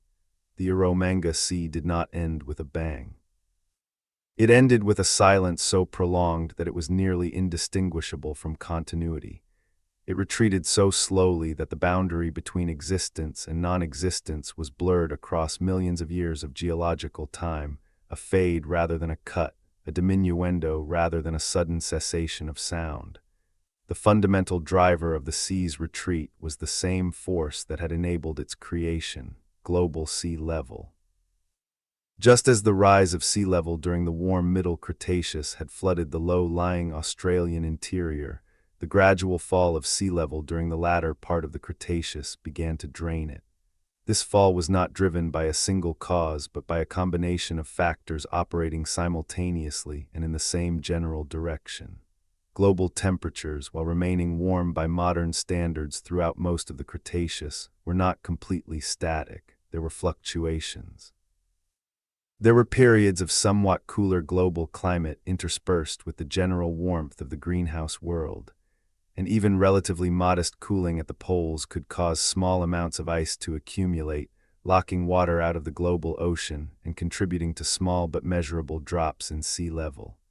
Simultaneously, the rate of seafloor spreading, the process by which new ocean floor is created at mid-ocean ridges, was changing.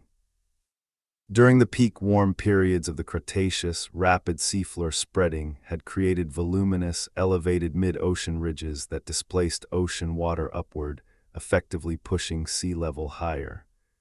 As spreading rates changed, these underwater mountain ranges subsided, and the ocean basins deepened slightly, drawing water back down and away from the continental margins. This is a mechanism of sea level change that operates on geological timescales and is entirely invisible to any organism living through it, but its cumulative effect over millions of years is substantial. For the Australian interior, these global factors were compounded by local geological changes. The continental interior was itself experiencing slow vertical adjustment. Some areas were undergoing slight uplift as the crust responded to changing tectonic stresses and to the redistribution of mass that accompanied the ongoing breakup of Gondwana. Even millimeters of uplift per 1,000 years, maintained over millions of years, produced significant changes in the elevation of a land surface. Land that had once been just barely below sea level, land that the thin margin of a global sea level rise had been sufficient to submerge, was now rising imperceptibly but inexorably back above the waterline. The combined result of these global and local factors was a gradual regression of the Eromanga Sea, a slow retreat of the shorelines inward, a progressive exposure of land that had been submerged for millions of years. The process was not linear. There were periods of slight retransgression, moments when global sea level ticked back upward slightly and the sea ray expanded marginally, before the longer-term trend of regression reasserted itself. These fluctuations would have created a dynamic and shifting coastal landscape, with shorelines advancing and retreating across broad, low-lying areas in response to relatively small changes in sea level. But through all these fluctuations, the dominant trend was clear: the sea was shrinking. The floor of the ancient ocean was becoming land again. What did this look like physically? Imagine standing on the newly emergent shoreline of the retreating Eromanga Sea, looking out across water that extends to the horizon while behind you, stretching away to the south, lies land that was ocean floor just a few thousand years ago. The newly exposed land is flat, almost featureless, the former seafloor, still saturated with water, its surface a mixture of soft marine sediment and the remains of the organisms that had lived on and in it.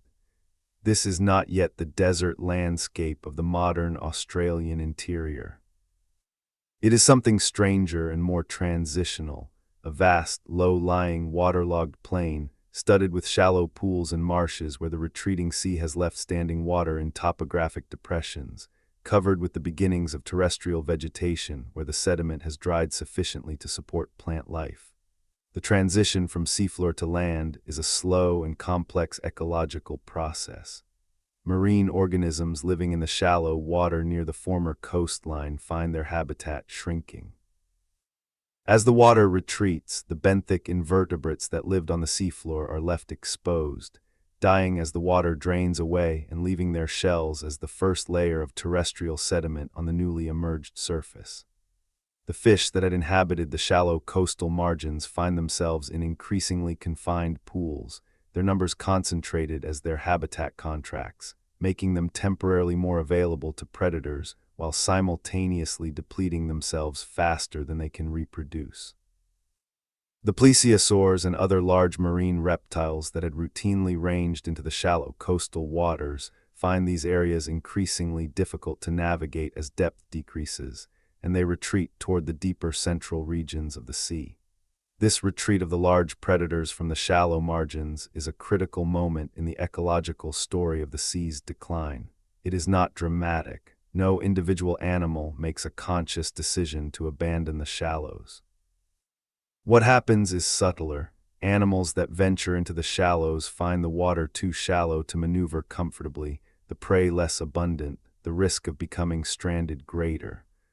Over generations, the behavioral tendency to use shallow water decreases, simply because individuals that avoid the shallows tend to survive and reproduce slightly more successfully than those that do not. The large predators concentrate in the remaining deep water, and the shallow margins are increasingly left to smaller, more adaptable organisms. But the concentration of large predators in the shrinking deep water zone creates its own problems. As the sea contracts and the total volume of water decreases, the density of large predators in the remaining habitat increases. More predators are competing for the same food resources in a smaller area. The prey populations, the fish, the cephalopods, the other organisms on which the plesiosaurs and kronosaurids depend, are under greater pressure than they have been at any point in the sea's productive history.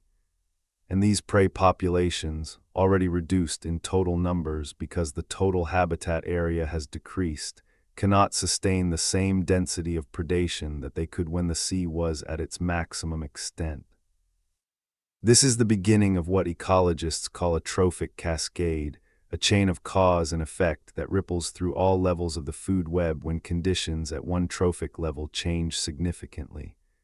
As prey becomes less abundant, the predators that depend on it become less healthy, less reproductively successful. Birth rates drop.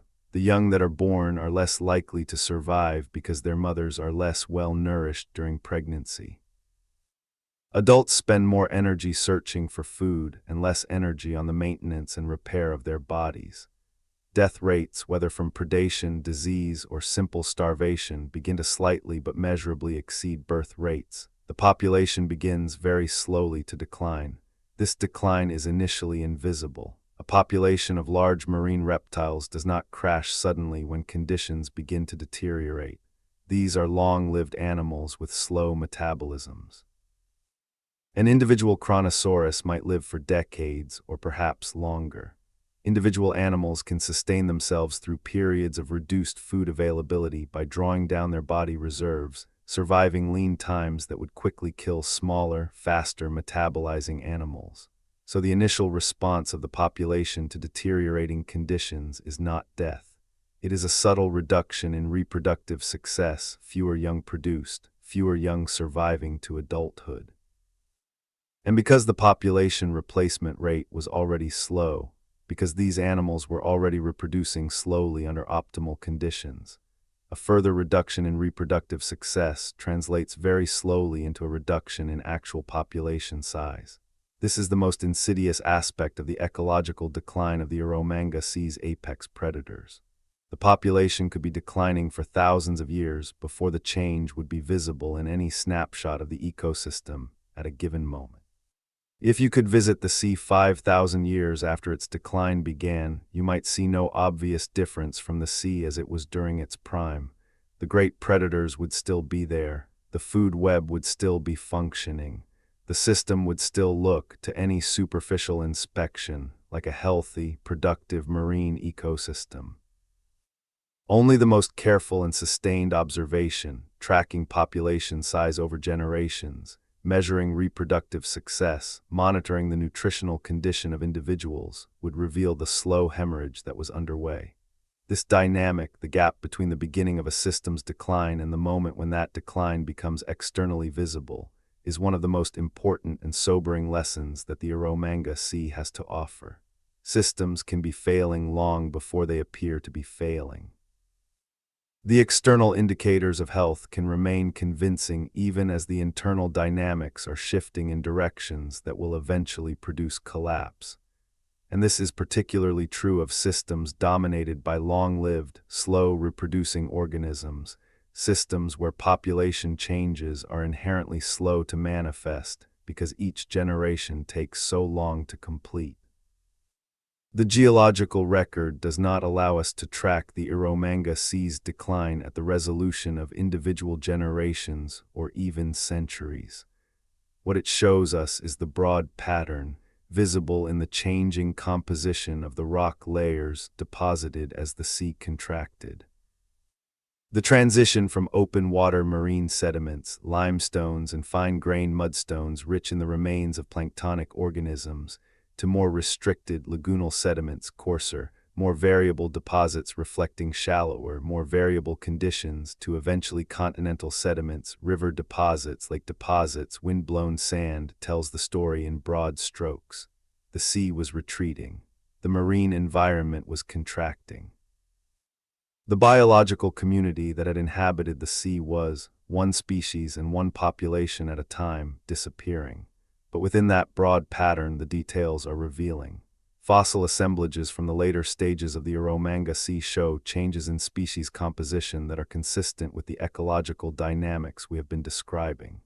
The diversity of ammonite species, for instance, decreases in the later rock layers compared to the earlier ones. The same broad trend is visible in other groups.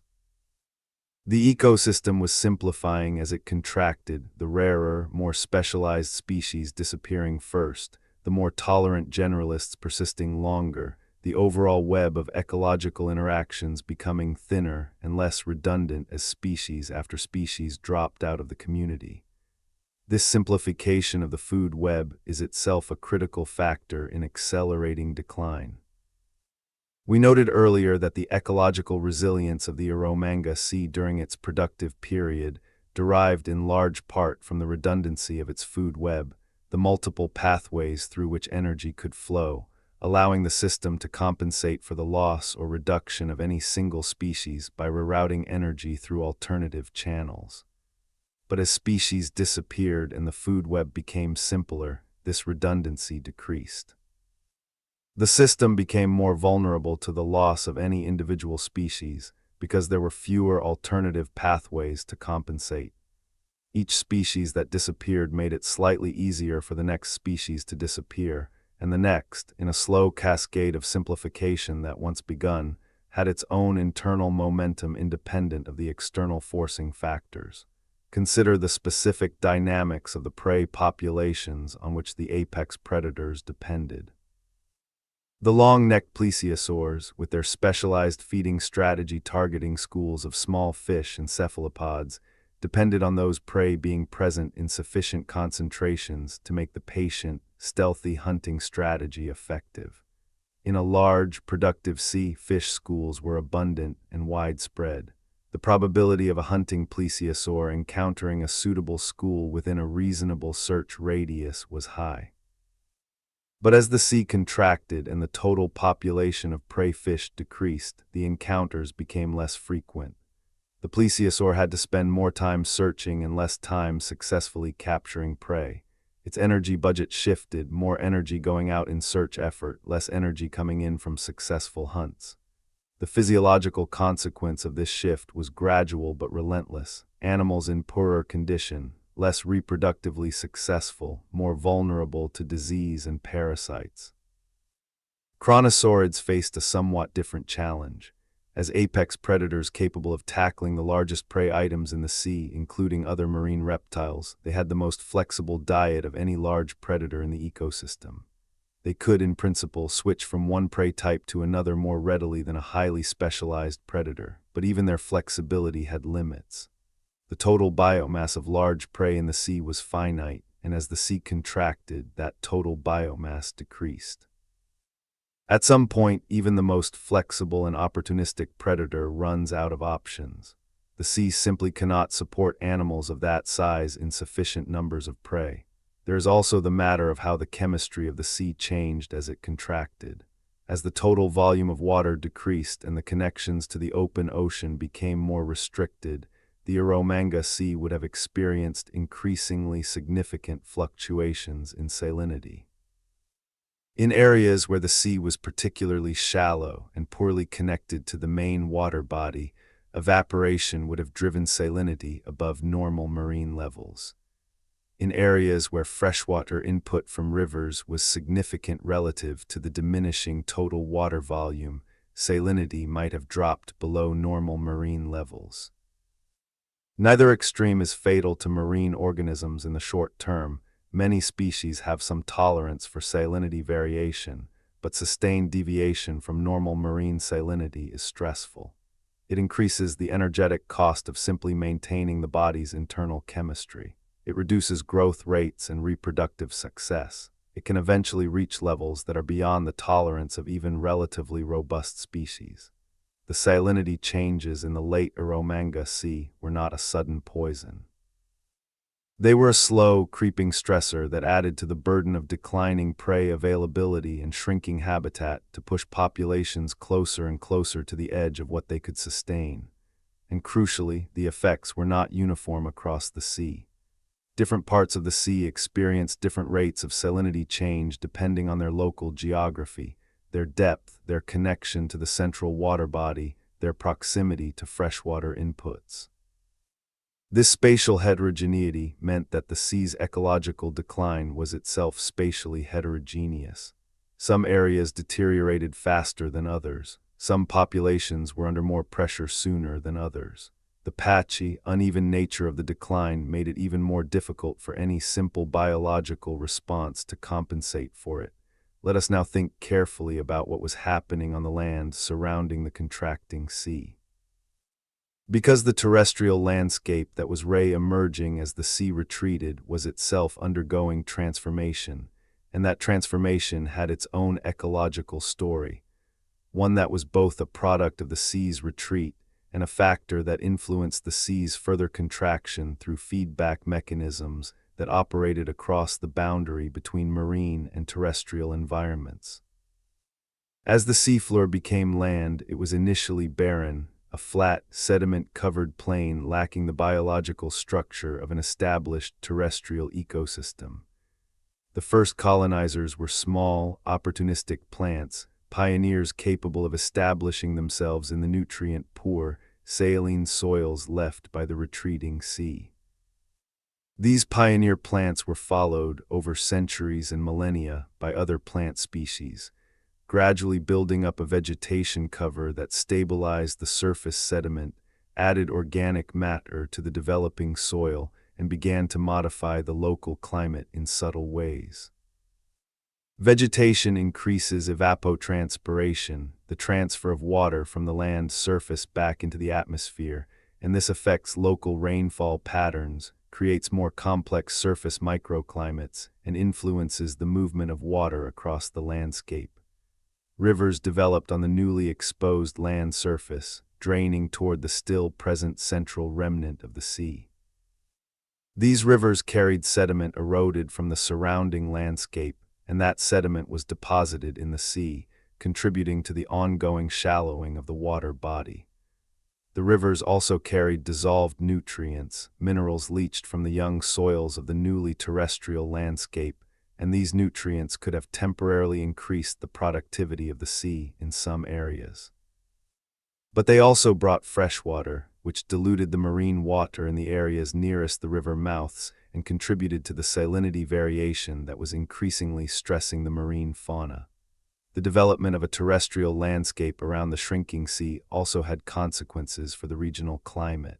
Land and water have very different thermal properties.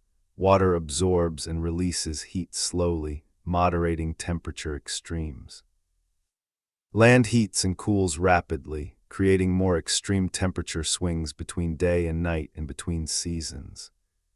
As the sea retreated and more of the interior was covered by land rather than water, the regional climate became more continental in character, hotter summers, cooler winters, and potentially reduced rainfall as the moisture-moderating influence of the large water body diminished. This regional climate change would have affected not just the terrestrial ecosystem developing around the sea, but the sea itself, through changes in evaporation rates, through changes in the temperature of the water, and through changes in the wind patterns that drove the sea's internal circulation. All of these factors, the shrinking total area of the sea, the decreasing depth of the water, the increasing salinity variation, the changes in regional climate, the input of sediment from surrounding rivers were operating simultaneously, each reinforcing the others in a complex web of feedback that accelerated the overall pace of the sea's contraction. The system was caught in a loop where each step of retreat made the next step easier. The sea was, in a very real sense, losing the capacity to maintain itself. Each environmental change made the remaining water body slightly less hospitable, slightly less productive, slightly less capable of supporting the biological community that had inhabited it during its prime. And through all of this, the biological community continued to respond, continued to adjust, continued to do what life always does in the face of environmental change, find ways to persist. Individual organisms cannot sense geological change. They cannot measure the salinity of the sea with instruments or calculate the rate at which the water level is dropping. What they can do is respond to immediate conditions with the behavioral and physiological tools that evolution has given them. An individual plesiosaur that finds the water in its usual hunting area becoming too shallow or too saline moves to a different area. An ammonite population that finds its preferred food organisms becoming less abundant shifts its feeding behavior toward whatever alternative prey is available. The ecosystem at the individual level is constantly adjusting, constantly seeking equilibrium, constantly doing its best to maintain function in the face of changing conditions. But there is a limit to how much adjustment is possible, and that limit is set by the biology of the organisms themselves. A plesiosaur cannot breathe saltier water by wishing it so. An ammonite cannot evolve a new feeding strategy in a single generation. The rate of possible biological response, whether through individual behavioral flexibility or through evolutionary change, has an upper bound, and when environmental change exceeds that upper bound, the organisms cannot keep up. This is the fundamental biological principle at the heart of the Eromanga Sea story, and it is one of the most important principles in all of ecology. Systems can adapt to change, but only up to the rate and magnitude of change that their biological characteristics allow them to absorb. Exceed that rate and the system fails. The rate of change in the Eromanga Sea was, by geological standards, slow. By biological standards, particularly by the standards of large, slow reproducing organisms like the great marine reptiles, it was fast enough to be beyond the capacity for effective response. And so, generation by generation, individual by individual, the populations thinned. The apex predators became less common. The food web became simpler. The sea became quieter. Not in a way that any one organism could perceive or respond to, but in a way that the rock layers faithfully record: fewer organisms, simpler communities, the gradual replacement of rich open water marine deposits by the sediments of a shallow, restricted, ecologically impoverished body of water. There is something deeply moving about contemplating this process of quiet extinction. Not the dramatic, sudden extinctions that tend to capture popular attention, the mass extinction at the end of the Cretaceous, the catastrophic events associated with large meteorite impacts or massive volcanic eruptions, but this slow, quiet fading of a world that had been extraordinary in its richness and its persistence. The Eromanga Sea did not end because of a disaster. It ended because the world gradually stopped being the kind of place where it could exist. And the organisms that depended on it did not die in a catastrophe. They simply stopped being born fast enough to replace those that died, until one day, though that day has no specific marker in the geological record, the last individual of the last species that was exclusively dependent on the Eromanga Sea died, and the sea's biological story was over. This is the nature of most extinctions and of most ecological endings throughout the history of life on Earth. The dramatic, catastrophic events are real and important, but they are the exceptions. The rule is this: slow change, gradual decline, quiet disappearance. The rule is that the most profound endings are often the ones that leave the least obvious mark on the geological record precisely because they were so gradual, so protracted, so devoid of any single definitive moment that could be labeled the end. The Eromanga Sea's retreat left behind a geological signature, but it is not the signature of catastrophe. It is the signature of gradual transition, a slow change in the character of the sediments being deposited, from fully marine to brackish to freshwater to continental, spread across rock sequences that represent millions of years of deposition. There is no layer of shocked quartz, no iridium anomaly, no sudden extinction boundary. There is just the slow replacement of one type of rock by another, one type of fossil by another, one ecological world by another. And then the fossils become scarcer, the marine organisms disappear from the rock record, and eventually there is nothing in the stone to indicate that there was ever a sea here at all. This brings us to one of the most philosophically rich aspects of the Eromanga Sea story, the question of geological memory, and specifically the ways in which the most significant environmental changes can be the least visible in the geological record. The very slowness of the sea's retreat, which we have been examining in such careful detail, is also what makes it difficult to reconstruct. A catastrophic event leaves a clear, sharp boundary in the rock record, a sudden change, an extinction layer, a layer of debris from an impact or an eruption. These boundaries are easy to find and to date, but the Eromanga Sea's ending left no such boundary. It left only the gradual change in the character of the sedimentary sequence, a change so slow and so subtle that it required many years of careful geological mapping and analysis to even establish the outline of what had happened. The sea, in retreating so quietly, in declining so gradually, effectively erased much of the evidence of its own ending. The transitional sediments, the deposits laid down in the marginal, shallowing environments of the sea as it retreated, are often poorly preserved or difficult to interpret precisely because they represent such complex, variable conditions. The organisms that lived in these marginal environments during the period of transition were often different from the robust, open-water marine fauna of the sea's prime, and their remains may be less likely to be preserved as fossils because the conditions in the marginal environments were less conducive to fossilization. So the very period that would be most informative about how the sea's ecological decline played out, the transitional period between full marine conditions and the complete replacement of the sea by land, is the period for which we have the least clear biological record. This is a profound irony. The most important chapter of the sea's story, its ending, is also the chapter that is hardest to read.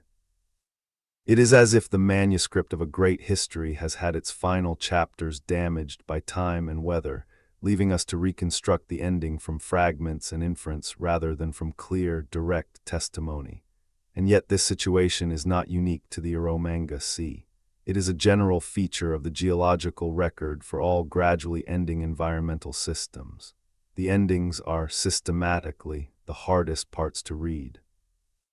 The record is biased toward catastrophes and beginnings, toward the dramatic and the sudden, and it obscures the slow and the gradual in a way that systematically distorts our understanding of how most ecological change actually happens.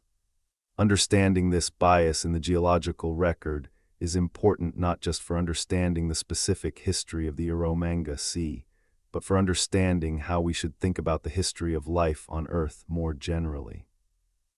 If we read the geological record naively, taking its silences and absences at face value, we might conclude that most ecological change is sudden and catastrophic, that ecosystems exist in stable states for long periods and then collapse abruptly in response to discrete events.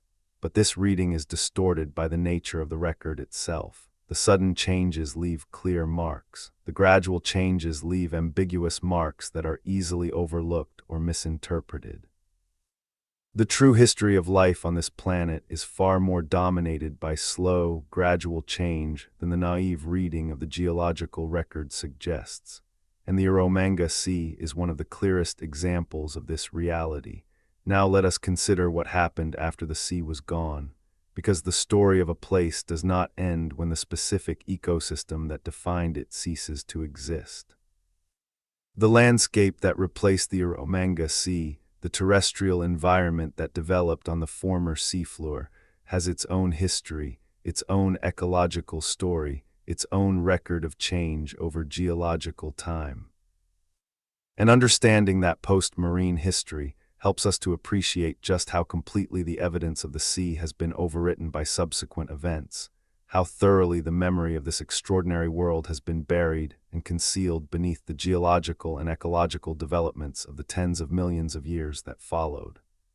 The continental interior of Australia that developed after the retreat of the Eromanga Sea did not immediately become the arid landscape of today. The early Paleogene, the period immediately following the Cretaceous, was still a globally warm time, and the Australian interior, though no longer a sea, was probably a much wetter and more vegetated environment than it is today. There is evidence for widespread forests across the Australian interior in the early Paleogene, adapted to the warm, wet conditions that prevailed in a world still not fully recovered from the warmth of the Cretaceous greenhouse. These forests supported their own ecological communities, insects, small mammals, reptiles, birds that were entirely different from the marine communities of the Eromanga Sea, but no less rich and complex in their own way. The lakes and rivers that had replaced the sea were themselves ecologically significant environments, supporting freshwater communities of fish, turtles, crocodilians, and invertebrates. These freshwater environments preserved fossils of their own, and some of these fossils provide a fascinating window into the ecological transition from marine to freshwater to eventually semi-arid conditions in the Australian interior.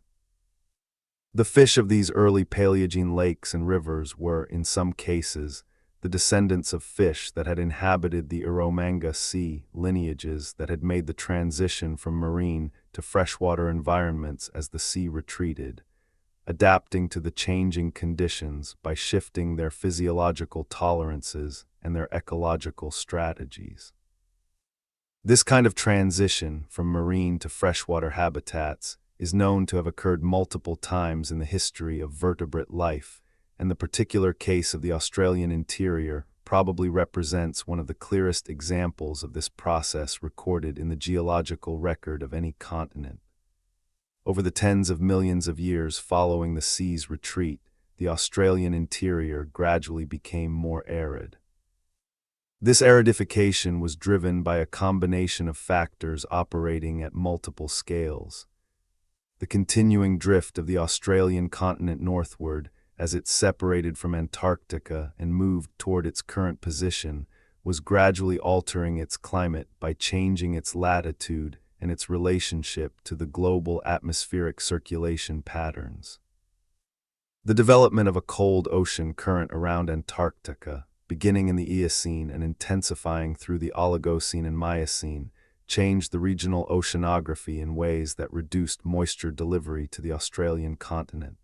And the uplift of the eastern mountain ranges, the Great Dividing Range, created a rain-shadow effect that progressively dried the interior by blocking moisture from the east.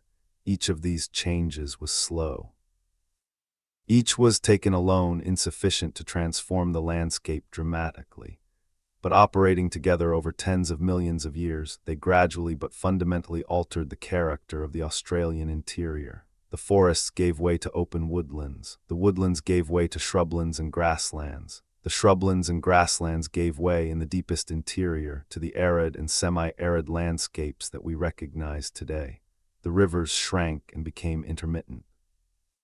The lakes reduced to salt pans. The rich, wet, biologically diverse landscape of the early post-marine interior progressively simplified and dried until it bore almost no resemblance to either the marine environment that had preceded it or the forested environment that had briefly replaced it. And through all of this transformation, the evidence of the Eromanga Sea was being progressively buried and concealed. The marine sediments of the sea's floor were overlain by river and lake deposits, then by Aeolian sediments, windblown sand and dust, and then by the soils and sediments of the increasingly arid modern environment. The topography of the ancient seafloor, which might have preserved some surface expression of the marine landscape, was planed flat by millions of years of erosion and deposition. The fossils of the sea's inhabitants, buried in the marine sediments below, were in most places covered by many meters or even hundred sediment, inaccessible to surface observation, and visible only where erosion had cut down through the overlying deposits to expose the older rock, or where drilling had penetrated to sufficient depth to sample the marine sequence directly. This is why the Eromanga Sea remained unknown, or at best only vaguely suspected, for so long after European scientific exploration of the Australian continent began.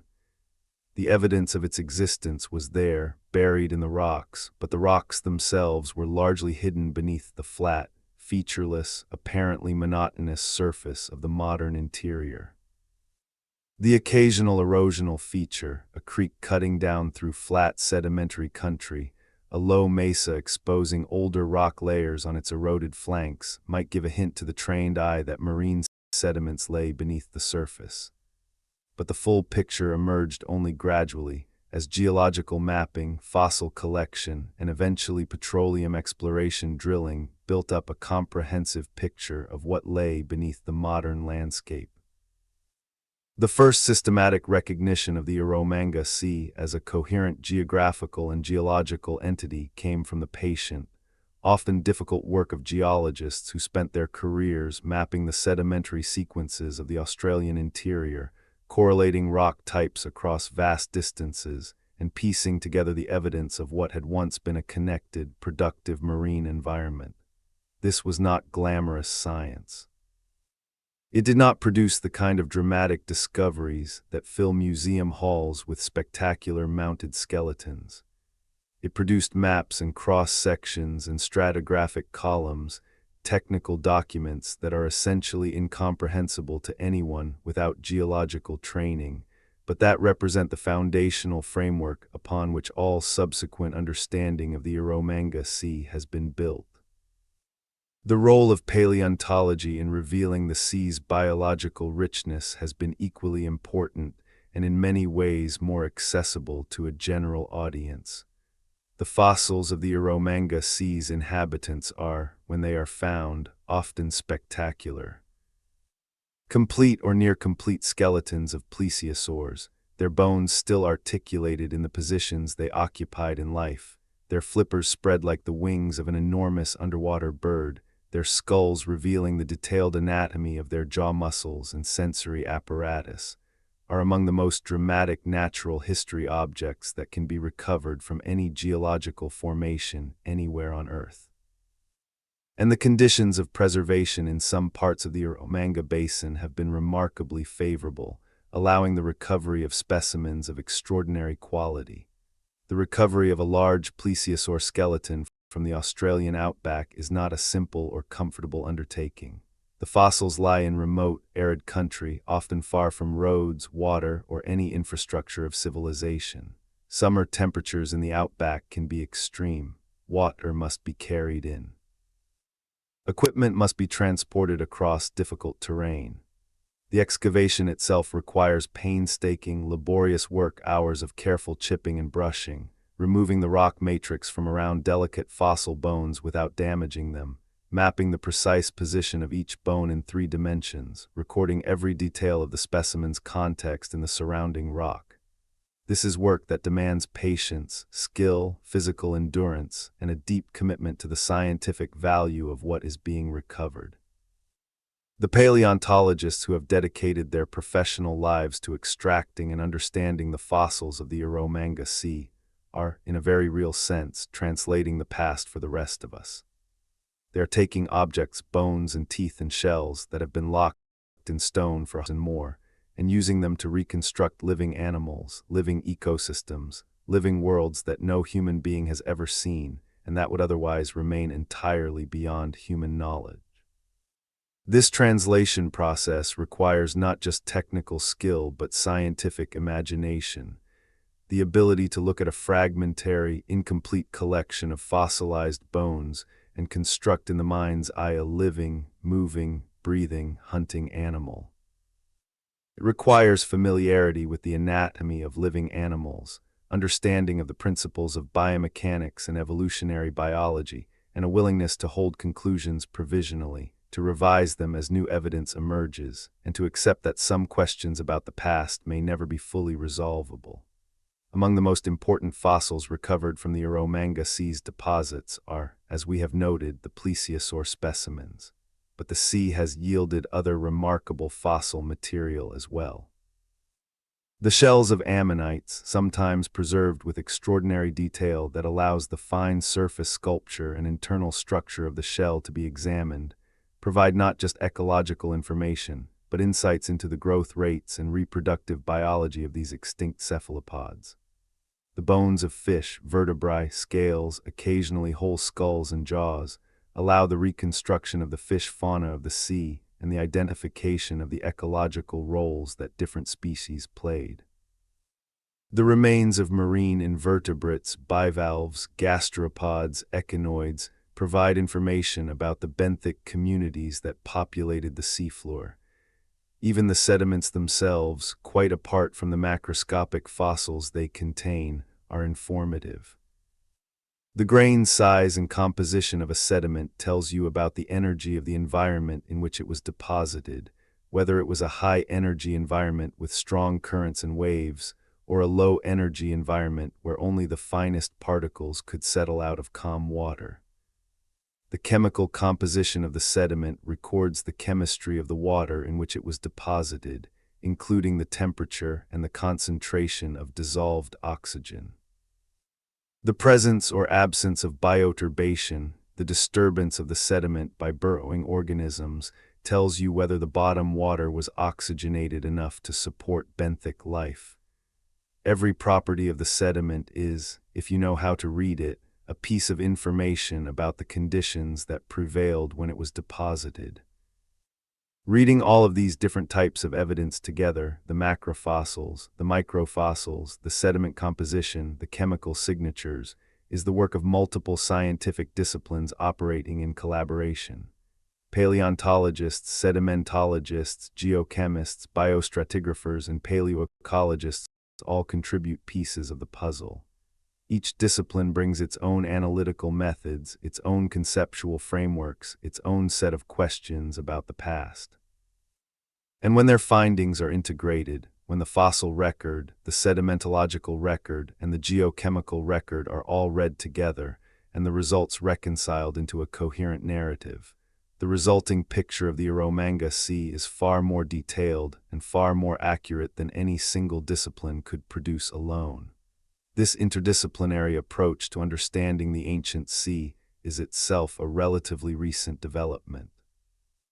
For much of the history of scientific investigation of the Australian interior, the different disciplines worked more or less independently.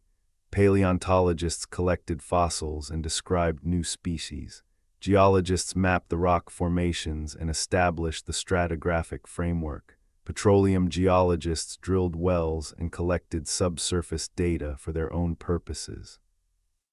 The integration of these different data streams into a coherent picture of the Eromanga Sea, as an ecological and environmental system, is largely a product of the last several decades of research. enabled by advances in analytical techniques, by the increasing availability of subsurface data from petroleum exploration, and by the growing recognition among scientists that the most important questions about Earth's history require collaborative, interdisciplinary approaches to answer them. And the questions that remain about the Eromanga Sea are still significant. We know a great deal about what the sea was, about when it existed, about the general nature of its biological community, and about the broad outlines of its formation and retreat. But there is much that we do not yet know. The precise timing and rate of the sea's retreat is not well constrained in many areas. We know the general pattern, but not the detailed chronology. The behavior and ecological interactions of the sea's major predators are inferred from anatomical and functional arguments, but direct behavioral evidence is essentially absent. The causes and consequences of the faunal changes that occurred during the sea's decline are only partially understood. The details of how different species responded to environmental deterioration, which ones persisted longest, which ones disappeared first, how the food web was restructured as species dropped out, remain largely unclear. These are the questions that drive ongoing research into the Eromanga Sea, and they are questions that have implications beyond the specific history of this one ancient body of water. They are questions about how ecosystems respond to environmental change, about the pace and pattern of extinction in gradually deteriorating environments, about the biological mechanisms of ecological collapse. They are, in short, questions about the fundamental dynamics of ecological systems under stress, questions that are relevant not just to the distant past, but to the living present. Now there is a dimension of the Eromanga Sea story that we have not yet fully addressed, and it is in some ways the most philosophically profound dimension of all. It is the question of memory, geological memory, biological memory, and the particular kind of memory that comes from human understanding of a world that left no monuments, no obvious scars, no dramatic rearrangement of the landscape that would draw the eye and demand an explanation. The Eromanga Sea, in retreating so gradually and so completely, essentially erased itself from the visible landscape. If you stand today in the Australian interior, in the vast, flat, reddish-brown country of Western Queensland or South Australia, surrounded by sparse vegetation and the endless silence of the desert, there is nothing in what you can see that tells you there was once an ocean here. The surface is dry, the soil is mineral and ancient, the plants are tough, sparse, adapted to aridity. The animals are the animals of desert and semi-desert, reptiles, birds, tough mammals evolved for heat and drought. Nothing in this landscape whispers of shallow warm water, of plesiosaurs, of ammonite shells spiraling through clear depths. The memory of the sea is not in the landscape. It is in the rock below the landscape, hidden, buried, accessible only through science and through the kind of sustained effort that we have been describing.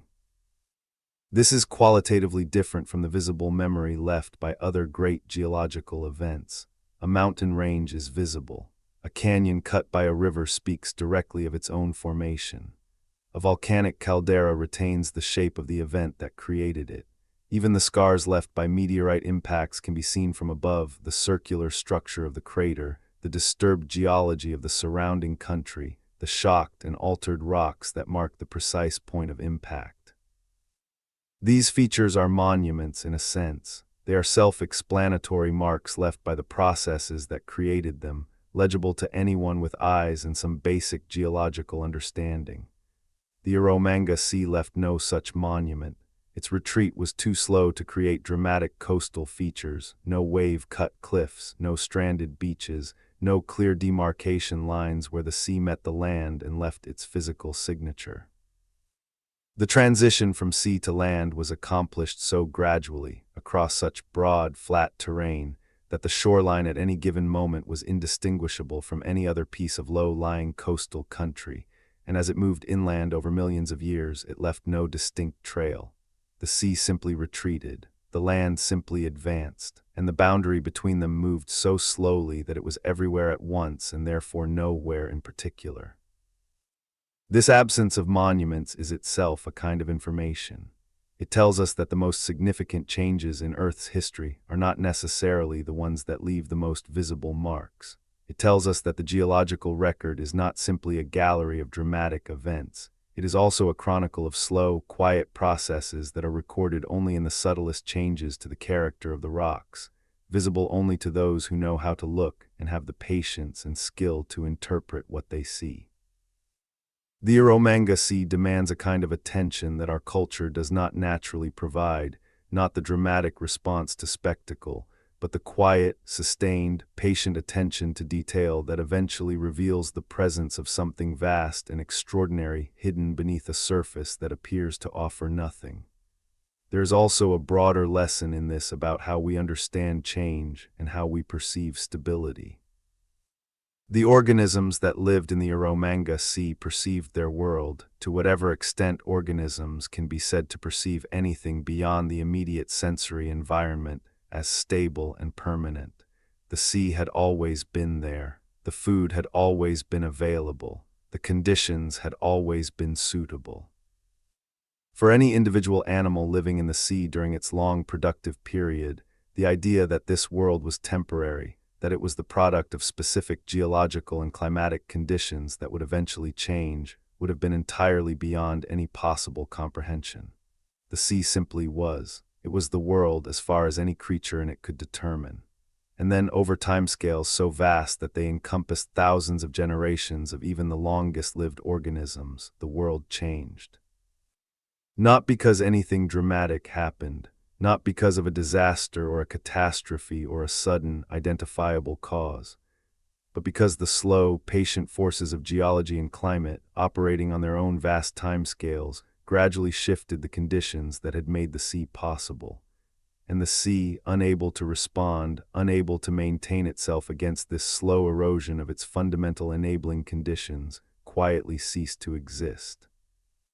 This is, in a profound sense, the fundamental story of all ecosystems, all biological communities, all arrangements of life on Earth. They are all temporary. They are all expressions of specific conditions, specific combinations of temperature, chemistry, geography, biological context that made them possible. When those conditions change sufficiently, the ecosystem changes or disappears. New conditions create new ecosystems.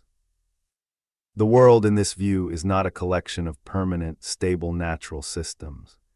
It is a continuous, ongoing process of creation and dissolution, of ecological structures assembling themselves under particular conditions, persisting for as long as those conditions persist, and then dissolving as the conditions shift to be replaced by different structures under different conditions. The Eromanga Sea is one particularly vivid and well-documented example of this process. But it is not unique. Throughout the history of this continent, and throughout the history of every continent on Earth, the pattern repeats.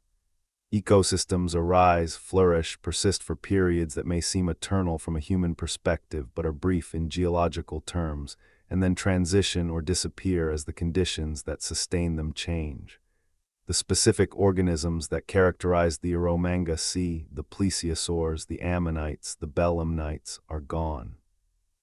But the process that created and then dissolved the sea, the interplay of geology and climate and biology that produced this extraordinary world and then took it away, is not a historical curiosity.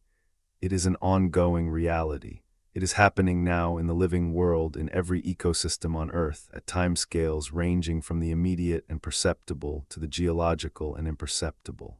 Understanding this is not cause for despair. It is, or at least it can be, cause for a kind of humility, a recognition that the specific arrangements of the living world that we inhabit and depend upon and love are not permanent. They are the product of specific conditions, and they will persist only as long as those conditions persist. The geological record of the Eromanga Sea teaches us to take the long view, to see the world not as a static backdrop but as a dynamic, ever-changing process in which stability is always temporary and change is always the ultimate truth. But let us not end on an abstract philosophical note. Let us return for a moment to the concrete and the specific, to the actual rock and fossil record that is the foundation of everything we have been discussing. Because the story of how human beings came to understand the Eromanga Sea, how scientists gradually pieced together the evidence that this extraordinary body of water had existed, had flourished, and had retreated, is itself a fascinating and instructive narrative. The first fossil marine organisms from the Australian interior were almost certainly noticed long before any formal scientific framework existed to interpret them. Aboriginal Australians have inhabited the continent for at least 65,000 years, and they have been observing and interpreting the natural world of the interior throughout that time. The presence of marine fossils, shells, the remains of sea creatures in the dry interior must have been noticed and would have demanded explanation within the cultural and intellectual frameworks of the communities that observed them. Unfortunately, the specific interpretations that Aboriginal communities developed for these puzzling objects, ancient sea creatures in the middle of a continent far from any ocean, have not been systematically documented in ways that are readily accessible to researchers, representing a significant gap in our understanding of how different knowledge traditions have engaged with the geological heritage of the Australian interior. The formal scientific investigation of the Australian interior's geology began with European exploration and settlement, and the recognition that marine fossils occurred in the interior grew gradually through the 19th and early 20th centuries as geological mapping of the continent progressed. Early geologists encountered marine fossils, ammonites, belemnite rostra, marine bivalves, in various parts of the interior and correctly identified them as the remains of organisms that had lived in a marine environment. But the full extent of the ancient sea and the coherent picture of it as a single, connected body of water that had covered millions of square kilometers of the continental interior emerged only slowly through the accumulation of many individual observations from widely separated localities. The naming of the Eromanga Basin and the formal recognition of the Eromanga Sea as the ancient water body that had deposited the sediments of that basin came as geological understanding of the region matured through the 20th century. The term Eromanga Basin itself reflects the geological nomenclature convention of naming sedimentary basins after prominent local geographical features. In this case, the town of Eromanga in southwestern Queensland, which sits in the heart of the region where the basin's sediments are particularly well exposed and well developed. The name is derived from an Aboriginal Australian word, and like many place names in the Australian interior, it carries a linguistic history that predates European settlement by tens of thousands of years, even as the geological concept it now labels is a product of 20th century scientific investigation. The petroleum exploration of the Eromanga Basin, which intensified significantly in the latter half of the 20th century, transformed our understanding of the ancient sea by providing access to the subsurface geological record at a level of detail and geographic coverage that surface geological mapping alone could never have achieved. The drilling of hundreds of petroleum exploration wells across the basin produced rock cores and wireline log data, continuous records of rock properties measured in the borehole as the drill penetrated different geological formations, that allowed geologists to trace the extent and character of the ancient marine sediments beneath the modern surface across the full extent of the basin.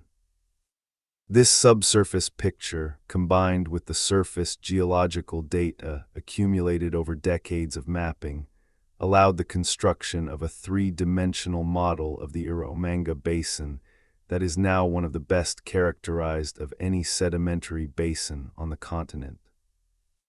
The paleontological record of the Eromanga Sea continued to grow through the 20th century and into the 21st, as systematic collection programs at known fossil localities and the occasional discovery of new, exceptionally rich sites added to the collection of specimens in museum collections across the continent. Major institutions developed significant collections of Eromanga Sea fossils, plesiosaur bones, marine reptile remains, ammonite shells, fish material, that have been studied and described by generations of researchers. The analysis of these collections, using increasingly sophisticated methods ranging from detailed anatomical description to stable isotope analysis of the fossil material, has produced a picture of the sea's biological community that is now quite detailed, even if significant gaps and uncertainties remain. The most dramatic of the fossil discoveries from the Eromanga Sea are the ones that capture public imagination most vividly. The large, complete or near-complete skeletons of marine reptiles, recovered through careful, laborious excavation from their ancient resting places in the outback. These specimens, each one the product of an enormous investment of time, skill, and physical effort, are the most direct connection we have to the living reality of the Eromanga Sea. When you look at the mounted skeleton of a large plesiosaur recovered from the Eromanga Sea's deposits, when you stand in front of a museum display and take in the full physical reality of this animal, the extraordinary length of the neck, the four great flippers, the small, delicate skull with its rows of interlocking teeth, you are as close as it is possible to get to the actual creature that once swam in the warm, shallow water of the ancient Australian interior. That experience of physical closeness to the deep past, the sensation of being in the presence of something real and ancient and extraordinary, is one of the most powerful that natural history museums can provide, and it is an experience that depends entirely on the painstaking work of the scientists and field workers who recovered and prepared the specimen. The skeleton in the museum case is not a reconstruction or a model. It is the actual material evidence of an animal that lived and died in a sea that no human being has ever seen. It is a message from a world that ended tens of millions of years ago, preserved by the slow alchemy of fossilization, recovered by the patient work of science, and displayed so that anyone who comes to stand before it can, for a moment, feel the weight of deep time and the reality of a world so different from our own. This is ultimately what the study of the Eromanga Sea is about at its deepest level. Not just the reconstruction of a past environment, not just the cataloging of ancient species, not just the understanding of geological processes, though all of these are genuinely important scientific goals. At its deepest level, the study of the Eromanga Sea is about expanding the human sense of time and place. It is about pushing back the boundaries of what we consider real and present, including in our mental landscape of the world, not just the familiar, visible, living world, but also the vast, invisible, geological world of the deep past, a world just as real, just as full of life and drama and ecological complexity, just as much a part of the total history of this planet as the world we inhabit today. The Eromanga Sea challenges us to think about permanence and change in new ways. It challenges us to recognize that the landscapes we inhabit, that we take for granted as simply the way things are not fixed or eternal. They are the current expression of ongoing geological and ecological processes that have been operating for billions of years and will continue to operate long after the present human moment has passed. The desert interior of Australia is not the permanent, natural state of this part of the world. It is one phase in a long sequence of environmental states, each enabled by specific conditions and each destined eventually to give way to something different. The Eromanga Sea came before, something else will come after. What that something else will be and on what timescale it will arrive are questions that depend on geological and climatic processes operating on scales far beyond any human planning horizon. But the deep past tells us that it will come. Change will come. The red, dry, ancient interior of the continent will, in some geological future, be something other than what it is today. Perhaps wetter and more vegetated. Perhaps flooded again, not by the same warm Cretaceous sea, but by some future configuration of ocean and land that we cannot currently imagine. Perhaps shaped by geological forces, uplift, subsidence, the slow drift of the continental plate into forms quite different from anything in the present landscape. We cannot know the specifics. We can only know the principle, that change is constant, that stability is temporary, and that the deep past is the most reliable guide we have to the kinds of changes that a planet and its ecosystems are capable of. The Eromanga Sea is one of the most vivid and instructive examples of these principles that the geological record of the Australian continent has preserved for us. It is a reminder of how extraordinary this planet is, of how rich and diverse and inventive the history of life on Earth has been, and of how much of that history lies hidden beneath our feet, encoded in stone and waiting to be read. There is one more dimension of the Eromanga Sea's story that deserves careful attention before we bring this account to its close. It is the dimension of interconnection, the ways in which this ancient sea was connected to the broader global systems of climate, ocean circulation, and biological evolution that operated during the Cretaceous period, and the ways in which changes in those global systems were ultimately responsible for both the sea's existence and its end. We have touched on this throughout our narrative, but it deserves a more explicit and sustained treatment because the Eromanga Sea is not just a story about a local place. It is a story about how the global and the local are always connected, always influencing each other, always operating as components of a single, integrated planetary system.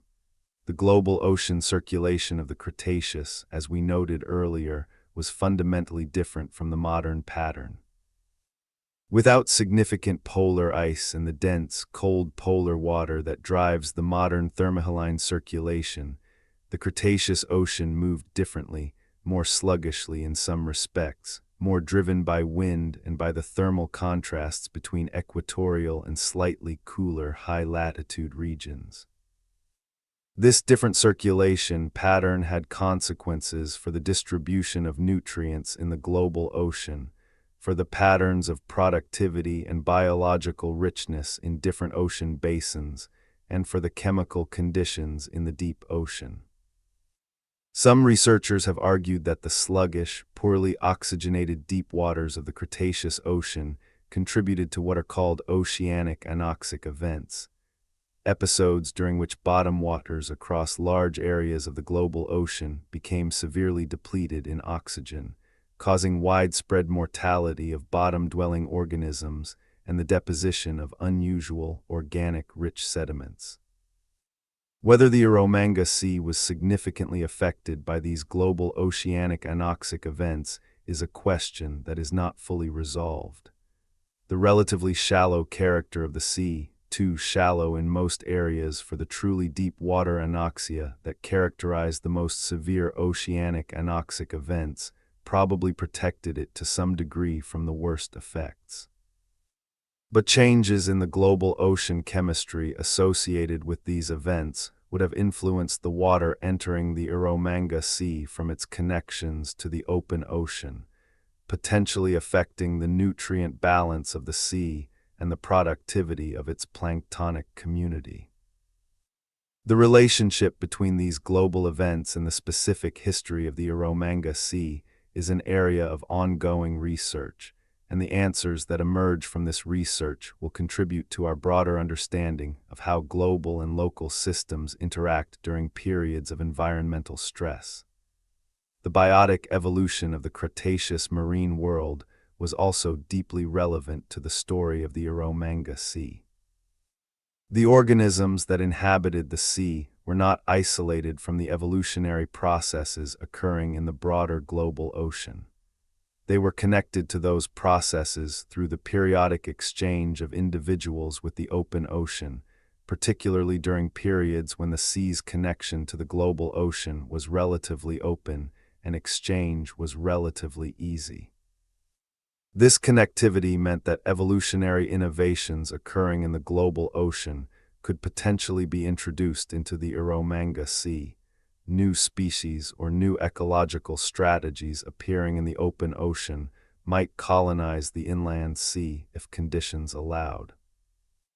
Conversely, the particular ecological conditions of the Eromanga Sea, its semi-enclosed character, its shallow, warm water, its specific prey community, may have exerted their own evolutionary pressures on the organisms that established themselves within it, driving the development of local ecological specializations. This interplay between local ecological specialization and broader evolutionary connectivity is one of the more complex and interesting aspects of the Eromanga Sea's biological history. How isolated, genetically, were the populations of plesiosaurs and other marine reptiles in the Eromanga Sea from their counterparts in the open ocean? Were they sufficiently connected to the global population through intermittent exchange of individuals that local ecological specialization could not proceed very far? Or were they sufficiently isolated that significant local divergence could occur, potentially leading to the development of species or subspecies that were unique to the Eromanga Sea? These are questions that are very difficult to answer from the fossil record alone, but they are questions that have important implications for understanding the evolutionary history of the sea's fauna, and more broadly, for understanding how semi-enclosed marine basins influence the evolutionary trajectories of their inhabitants. The global radiation of the plesiosaurs during the Cretaceous was itself a remarkable evolutionary story.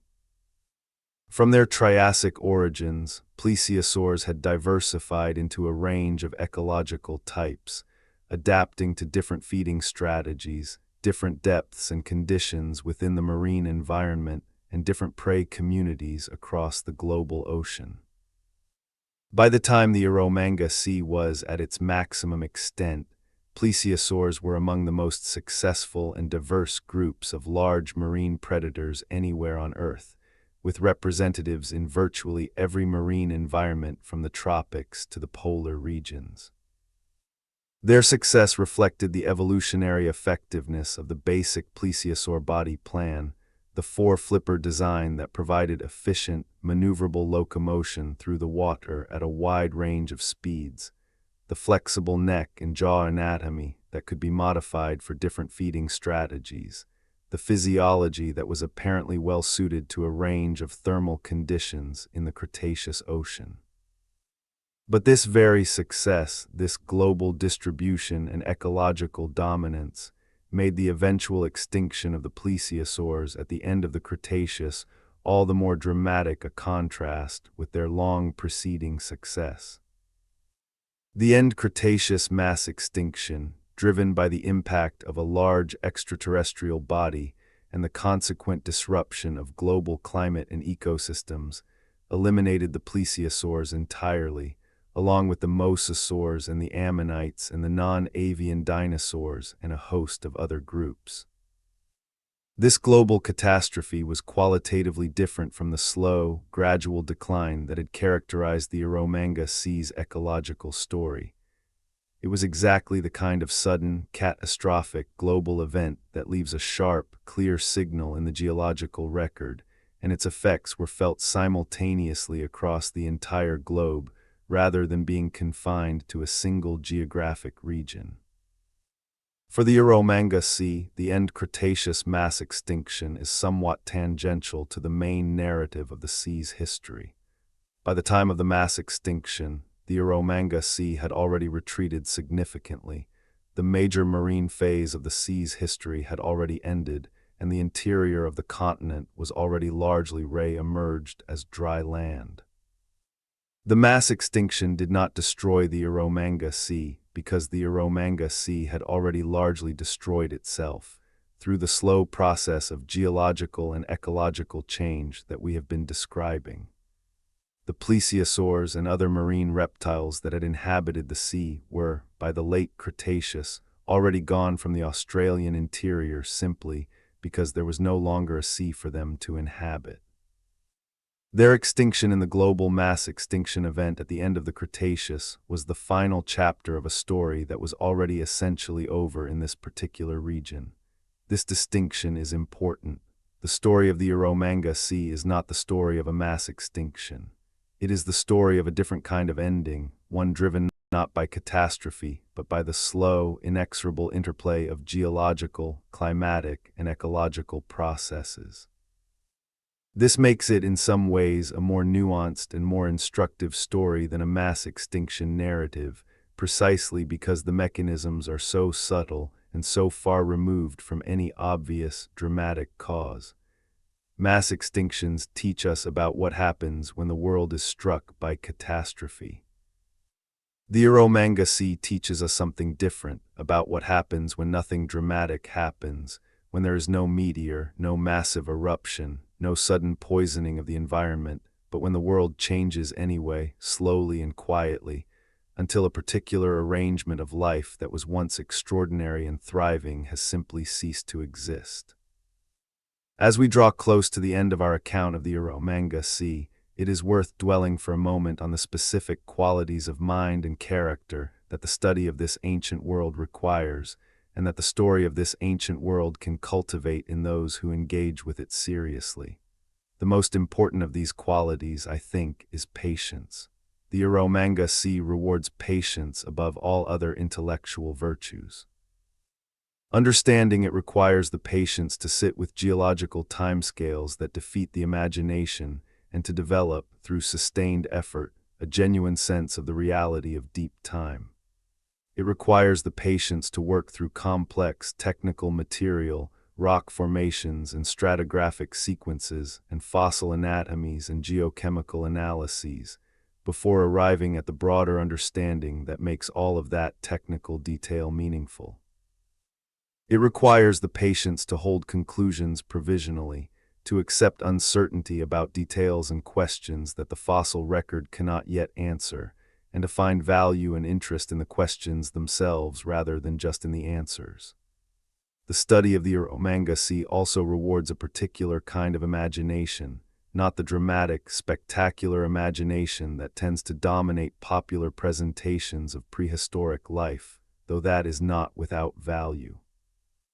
What the Eromanga Sea rewards more is the quiet, sustained, reconstructive imagination that can take a fragment of bone or a layer of mudstone and build from it, step by step, a coherent picture of a world.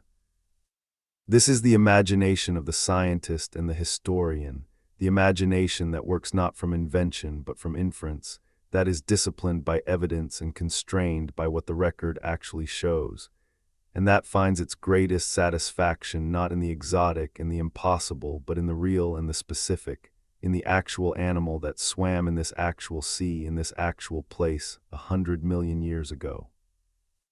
The geologists and paleontologists who have given their professional lives to understanding the Eromanga Sea possess these qualities: patience, disciplined imagination, comfort with uncertainty, and with the provisional nature of scientific knowledge in abundance. Their work, accumulated over generations, has given us the picture of this ancient world that we have been exploring in this documentary.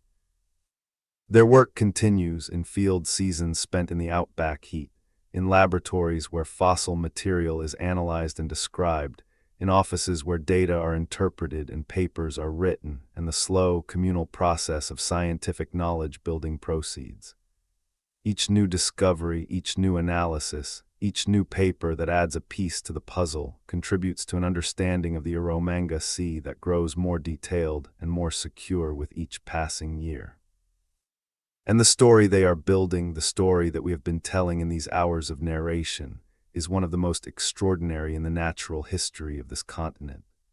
It is the story of an ocean that was, of a biological world that flourished in it, of a community of life that persisted for longer than the human mind can genuinely comprehend, and of a slow, quiet ending that left no monuments but only stone.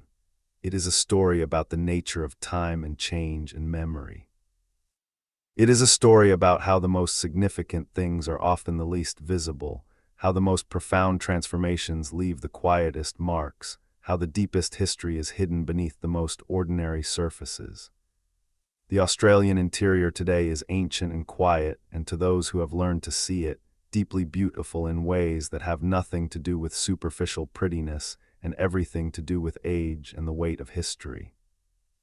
When you look out across the flat red country and the pale blue sky and the sparse, tough vegetation that has adapted so completely to conditions of scarcity and extremity, You are looking at one of the most geologically and ecologically history-laden landscapes on the surface of this planet. Everything about this landscape, its flatness, its aridity, its particular arrangement of soils and sediments and rock types, is the product of the long sequence of events that we have been tracing in this documentary. The ancient seabed, the long retreat of the water, the development of terrestrial ecosystems across the exposed ocean floor, the progressive aridification, the wind and the erosion and the deposition of sediment, all of it is there in the landscape if you know how to read it. And beneath the surface, deeper than any casual observation can reach, the marine sediments of the Eromanga Sea lie in their ancient darkness, undisturbed for 100 million years, containing in their layered sequences the compressed and fossilized remains of a world that was extraordinary and that is entirely gone. The ammonite shells, the plesiosaur bones, the tiny, beautiful foraminifera tests, the chemical signatures of ancient, warm, sun-drenched water, all of it is there, all of it is real. All of it is waiting to be found and read and understood by the patient, skilled, imaginative scientists who devote their lives to recovering the past from the stone in which it is encoded. The Eromanga Sea was a world. It was a complete, functioning, biologically rich world that existed in this place for tens of millions of years and supported life of a kind and a complexity that deserves our admiration and our wonder. It ended not with a catastrophe but with a silence, a slow silence that spread across the water as the sea retreated and the great predators thinned and the ammonites disappeared, and the plankton bloomed for the last time in water that was too warm, too salty, too shallow to support the community that had called it home. It ended as most things end, not suddenly, not dramatically, but gradually, like a long exhalation, like the slow dimming of a light that once illuminated an entire world.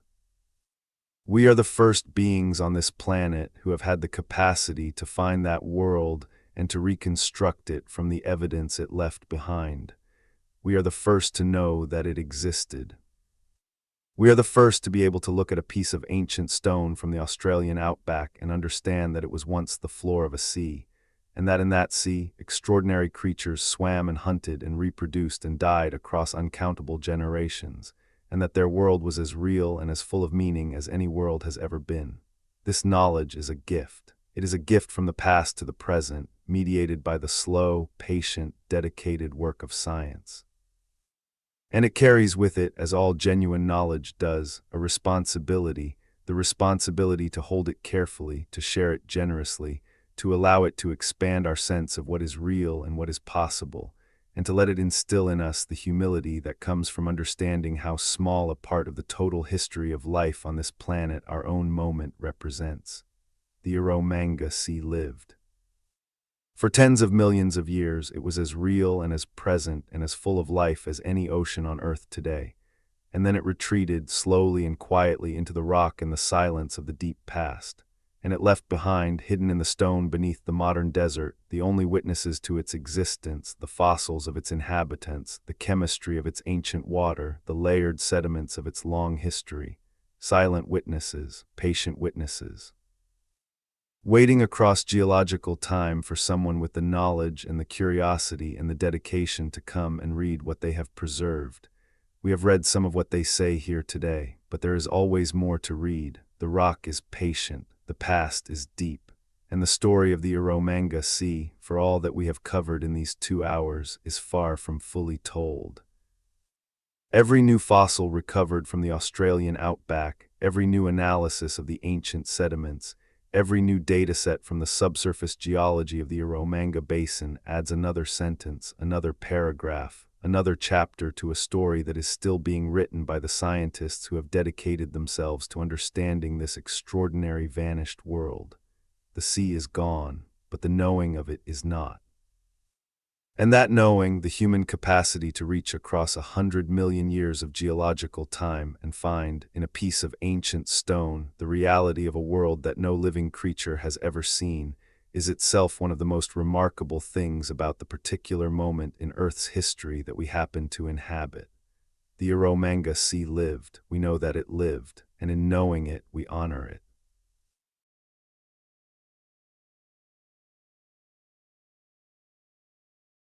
Beneath your feet, beneath everything you think you know about dry land and desert wind, there is a secret. And that secret is water, not a river, not a lake, an ocean, a vast, sprawling, sun-warmed inland sea that once stretched across the very heart of a continent now famous for its burning red earth and relentless heat. This is the story of the Eromanga Sea, a body of water so enormous, so ancient, and so completely gone that most people have never heard its name. And yet it shaped everything. Every fossil, every rock layer, every grain of sand sitting silently beneath the driest interior on Earth carries the memory of this lost world within it. Today we are going to go back before the desert, back before the scrubland and the salt flats and the cracked clay pans. Back to a time when the center of Australia was not a furnace, but a flooded, teeming, living ocean teeming with life forms so extraordinary they would seem like science fiction if the rocks did not prove their existence beyond any doubt. This is a story about deep time. It is a story about life and extinction, about the slow creep of change so gradual that even the creatures living through it could not sense what was happening to them. It is a story about how the most profound transformations on this planet leave the quietest marks, trading spectacle for patience, trading drama for duration, and leaving behind nothing but stone and sediment as their only witnesses.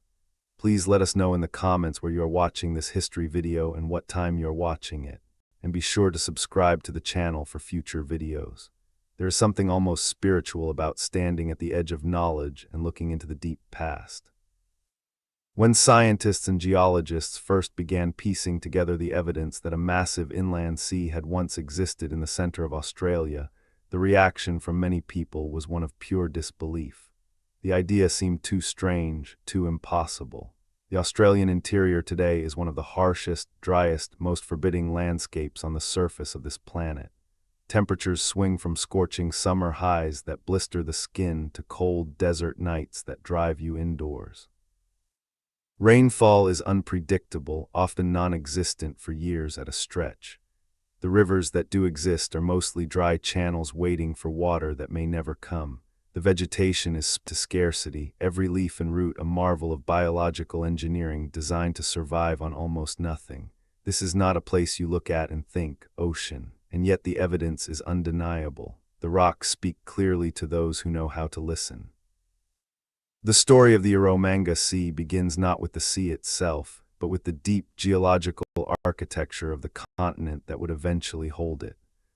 Australia is, geologically speaking, one of the most ancient and stable landmasses on Earth. Its interior, often called the Cratonic core, is built upon some of the oldest rock on the planet, formations that have not been significantly disturbed by tectonic upheaval in hundreds of millions of years. While other continents have been folded and crumpled by mountain-building events, while coastlines have been swallowed by subduction zones, and new land has been pushed up from the ocean floor, the heart of Australia has remained comparatively still. This geological stillness is crucial to understanding everything that came after. A stable, tectonically quiet interior means flat land, and flat land sitting at or near sea level is extraordinarily vulnerable to flooding when ocean levels rise. And rise they did, but to understand why they rose, we need to step even further back in time, back to the broader planetary context that set the stage for everything. We are talking about a period in Earth's history stretching roughly from about 140 million years ago to around 95 million years ago, a span of time that encompasses what geologists call the mid-Cretaceous period. This was a world profoundly different from the one we inhabit today. The continents were arranged differently, still in the process of separating from the ancient supercontinent of Gondwana. The climate was dramatically warmer on a global scale, and perhaps most importantly for our story, the polar ice caps were either dramatically reduced or, in some periods, essentially absent altogether. Try to hold that thought for a moment, a world without significant polar ice. A world where the freezing, crushing weight of glaciers and ice sheets that today lock away enormous volumes of water simply does not exist in the same way. When you remove that ice, that water returns to the global ocean. And when that water returns to the global ocean, sea levels rise. not by a few centimeters, not by the kind of incremental measurements we debate and discuss today. We are talking about sea level rise on a scale that is almost incomprehensible from our present vantage point. Estimates suggest that during peak warm periods in the Cretaceous, global sea levels may have been anywhere from 100 to 200 meters higher than they are today. 100 to 200 meters, that is not a flood, that is a transformation, that is continents being redrawn. That is entire interior landscapes, flat and low-lying and tectonically passive, disappearing beneath the surface of shallow, warm, sunlit water. This is precisely what happened in Australia. As sea levels climbed during the warm Middle Cretaceous, water began to push inward from multiple directions, flowing across the low edges of the continent and filling the vast natural basin of the interior.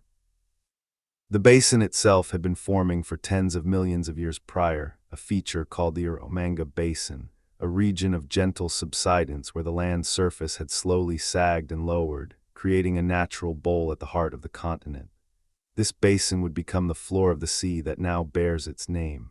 Water from the ancient Tethys Sea, that great equatorial ocean that once separated Gondwana from the northern continents, contributed to the flooding. Water pushed up from the south. Water crept in from multiple coastal directions, and slowly, over timescales measured not in years or centuries, but in hundreds of thousands and millions of years, the center of Australia filled with seawater, something almost miraculous in its sheer scale. At its maximum extent, the Eromanga Sea covered an area estimated at roughly 2 million square kilometers or more.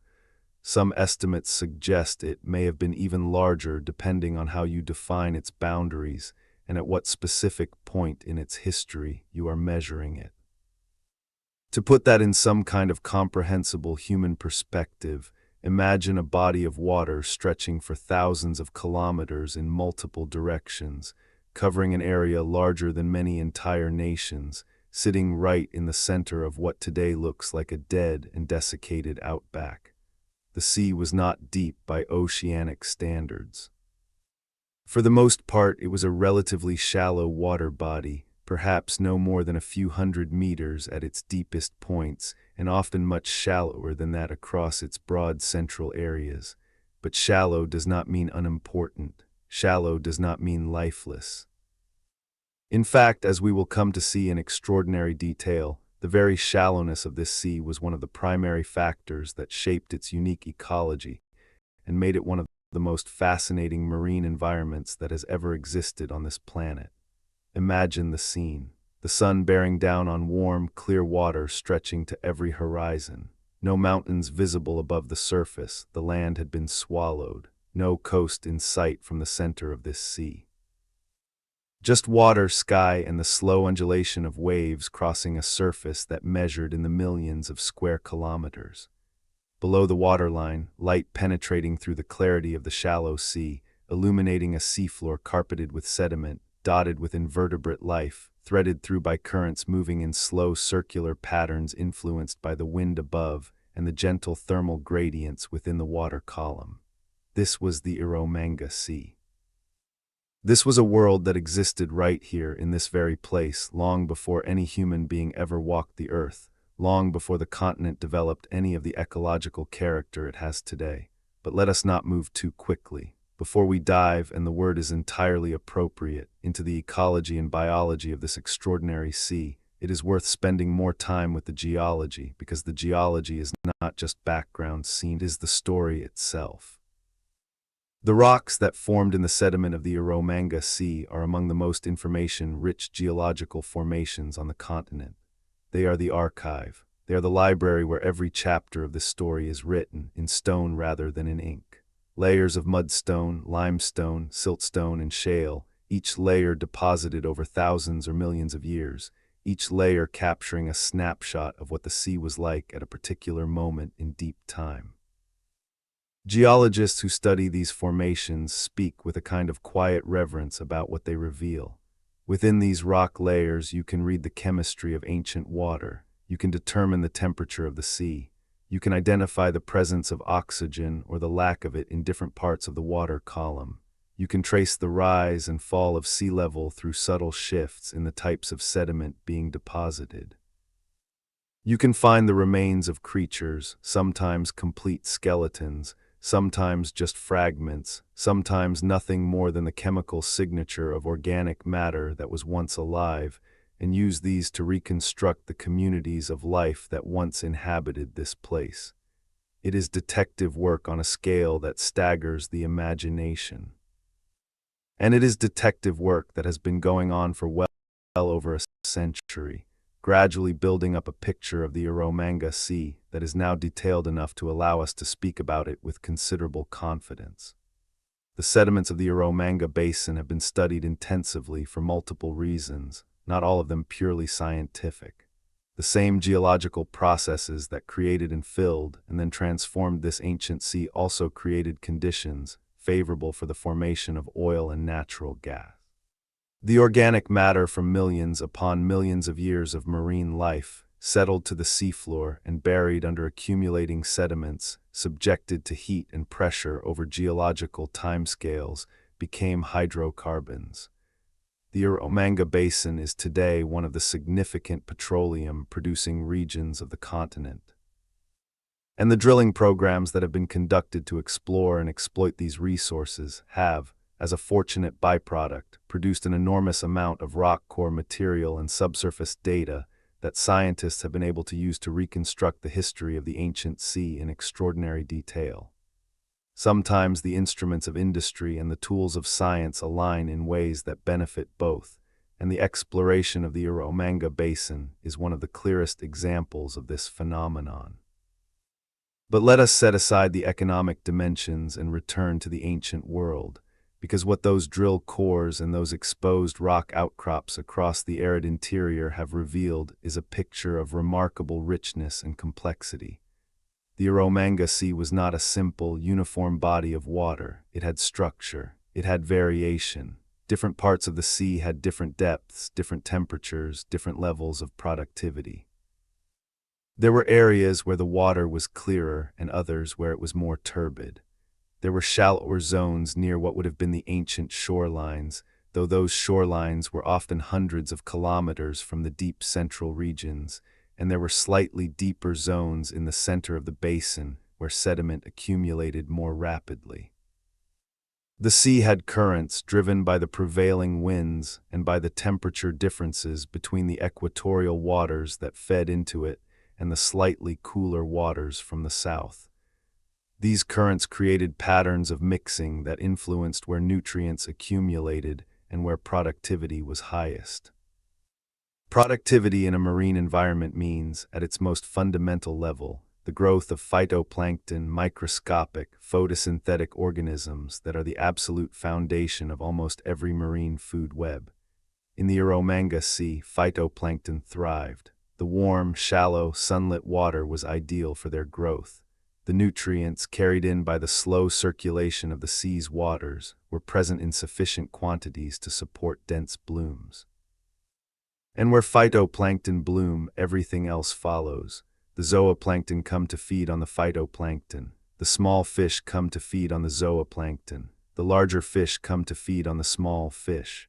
And above all of that, sitting at the apex of the food chain, come the great predators that we will discuss in careful and loving detail as we move deeper into this story.